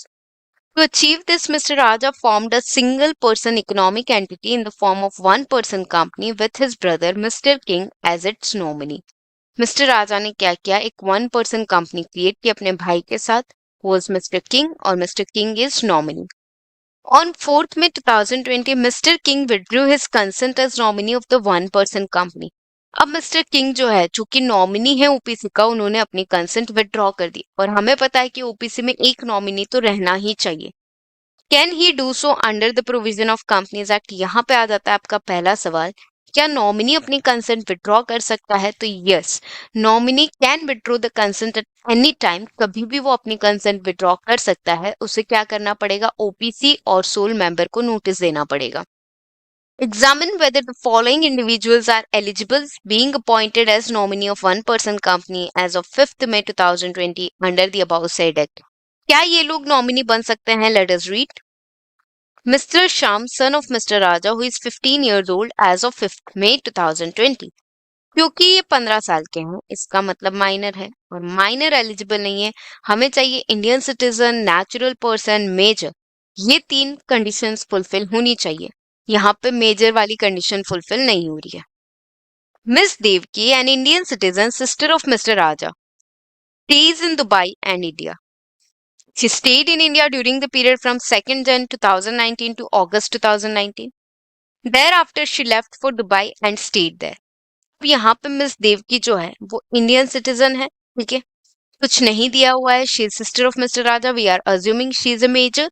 वो India में रहती है या Dubai में, उसका residential status अब matter नहीं करता है, रेसिडेंट और otherwise both of them are allowed. Mister Ashok, an Indian citizen residing in India who is presently a member of a one person company. Mister Ashok एक इंडियन सिटीजन है, India में रेसाइड करते हैं और किसी वन पर्सन कंपनी के member भी हैं। क्या वो जो है नॉमिनी बन सकते हैं? तो आंसर इज यस। क्योंकि वो एक ओपीसी में मेंबर है और दूसरी में वो नॉमिनी बनने का सोच रहे हैं तो चलेगा, ठीक है। पर अगर ये एक ओपीसी में नॉमिनी हो तो दूसरे ओपीसी में फिर से नॉमिनी नहीं बन सकते, एक में मेंबर एक में नॉमिनी है तो चलेगा। मतलब ये सवाल हमारा प्योरली बेस्ड है एलिजिबिलिटी ऑफ नॉमिनी के ऊपर। ये आपको सवाल पढ़ के समझ आना चाहिए दोस्तों। अब मुझे ये बताना है आपको कि प्रोविजन में हमारे पास क्या क्या चाहिए। If we have a look at the provision, provision में अपने को चाहिए दोस्तों कुछ इंपॉर्टेंट बात है कि वन पर्सन कंपनी जो है उसमें एक नॉमिनी होता है, ठीक है। नॉमिनी का नेम जो है, just a minute, I have written a wrong spelling. Nominee का नेम हम लिखते हैं कहाँ पे, मेमोरेंडम ऑफ एसोसिएशन में लिखते हैं। Further a consent of nominee should be taken before appointment. Consent of nominee हम अपॉइंटमेंट से पहले लेते हैं, ठीक है। और अब आप अपनी लाइन ऐड करेंगे, that is nominee may withdraw consent any time, may withdraw consent anytime by giving a notice to OPC and sole member। ठीक है, नोटिस किस किस को जाएगा, ओपीसी और सोल मेंबर्स को, जो इकलौता मेंबर है उन दोनों को ये नोटिस देंगे, ठीक है। Now the next thing is about eligibility. Nominee should be Indian citizen, natural person, other than minor, minor नहीं चलेगा, रेसिडेंट और अदरवाइज, ठीक है। ये है, ये चीजों का हमें ध्यान रखना है कि ये सब लोग अपने को चाहिए, ये सारे फीचर्स चाहिए। Indian citizen, natural person, minor नहीं चाहिए, रेसिडेंट है या नहीं है वो चल जाएगा, दैट इज ऑप्शनल, ठीक है। इसके साथ एक और पॉइंट हमें लिखना पड़ेगा, that is a person can't be nominee in more than one OPC, ठीक है, क्योंकि इस पे बेस्ड भी हमारा एक पॉइंट है, मोर देन वन ओपीसी। एक ओपीसी से ज्यादा में आप नॉमिनी नहीं बन सकते हैं, person can't be nominee in more than one OPC. However a person can be member in one OPC and nominee in other, ठीक है, ये हो सकता है, बाकी चीजें नहीं हो सकती। ये है आपका पूरा प्रोविजन। अब हम चलते हैं फैक्ट्स ऑफ द केस पे, और फैक्ट्स में आप पूरा लिखेंगे कि मिस्टर राजा ने एक ओपीसी बनाई, उस ओपीसी में मिस्टर किंग को नॉमिनी बनाया, किंग ने अपनी कंसेंट विड्रॉ कर दी है। और अब फिर आप ये लिखें कि तीन ऑप्शंस हैं, मिस्टर श्याम, देवकी और अशोक, ये तीनों के बारे में हम फैक्ट्स लिखेंगे। फिर हमें लिखना होगा conclusion for each and every point. So that is how we are going to write our answer. I hope आपको प्रोविजन और फैक्ट्स दोनों समझ आए होंगे। फिर हमें लिखना होगा फ्रेंड्स कंक्लूजन। कंक्लूजन हमारा बनेगा सबसे पहले ये बात कि भाई मिस्टर किंग जो है वो विड्रॉ कर सकता है कंसेंट को, बिकॉज कंसेंट में be withdrawn at any time, nominee withdraw कर सकता है। Then our first part of the conclusion is Mr. Sham. Mr. Sham will not be eligible to be appointed as nominee because he is a minor. वो minor है तो वो eligible नहीं है। फिर हम लिखेंगे मिस देवकी के लिए, मिस देवकी जो है can be appointed as nominee in the OPC regardless of her residence in India because वो important नहीं है। फिर हम लिखेंगे मिस्टर अशोक के लिए, since Mr. Ashok is holding membership in one OPC, he will be eligible to be appointed as nominee in another OPC। तो ये हो जाएंगे हमारे तीन कंक्लूजन दोस्तों। Now let us have a look at the answer. First part, as per provision of Companies Act 2013, during the formation of one-person company, the name of the nominee may be indicated in the memorandum only with his prior consent. The written consent of nominee shall be filed with the registrar at the time of incorporation of the one-person company. Return consent देखो, हमने पूरा, मैंने आपको बताया था कि पहले आपको बताना पड़ेगा कि उसका नाम मेमोरेंडम में होता है, फिर उसकी रिटर्न कंसेंट हमें लेनी है, और ये रिटर्न कंसेंट आरओसी पे भी फाइल होती है। But nominee may withdraw his consent at any time but before the death or incapacity to contract of the member in the prescribed manner. Nominee अपनी consent कभी भी withdraw कर सकता है, बट बिफोर द डेथ और incapacity of the member, मतलब member की death और इनकैपेसिटी हो जाएगी फिर तो वो नॉमिनी ही मेंबर बन जाएगा, ठीक है। तो जब तक मेंबर अलाइव है, मेंबर कैपेसिटेट है, उस टाइम तक वो अपनी कंसेंट विड्रॉ कर सकता है। फैक्ट्स ऐसे बोले गए हैं, मिस्टर राजा फैमिली मेंबर के साथ बिजनेस कर रहे हैं, capable of developing his idea, participating in market place. Mister Raja ने एक ओपीसी बनाई है, उनके भाई मिस्टर किंग को नॉमिनी बनाया है और मिस्टर किंग ने अपनी कंसेंट विड्रॉ कर दी। First part of the conclusion will be yes, Mr. King can withdraw his consent as nominee of OPC at any time before death or incapacity to contract the member. तो वहां पे nominee अपनी consent withdraw कर सकता है। Second part की अगर हम बात करें तो यहाँ पे एलिजिबिलिटी की बात की गई है। A minor cannot become a member or nominee of OPC and also cannot hold shares with beneficial interest in OPC. So Mr. Sham is a minor as he is 15 years old. So Mr. Sham is not eligible to be appointed as nominee. So Mr. Sham तो eligible नहीं है। Second point now, as per provision of Companies Act, a person shall be eligible to be a nominee in one person company if he is a natural person, Indian citizen, whether resident in India or not.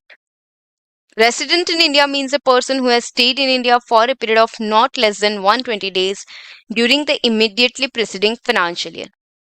In the present case, Ms. Devki is eligible to be appointed as nominee of OPC as she is a natural person, Indian citizen. वो Dubai में रहे या India में, उससे हमें कोई मतलब नहीं है, because now residence is उतना ज़्यादा important नहीं है। पहले important था कि resident person ही होना चाहिए nominee.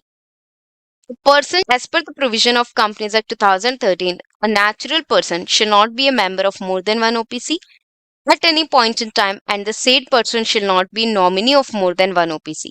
ना तो आप एक से ज्यादा ओपीसी में मेंबर हो सकते हो, ना ही आप एक से ज्यादा ओपीसी के नॉमिनी हो सकते हो। पर यहाँ पे आप एक में मेंबर हो और दूसरे में नॉमिनी बनना चाह रहे हो तो that might be possible. In the present case, Mr. Ashok is presently a member of one OPC, so he is eligible for being appointed as nominee in not more than one OPC.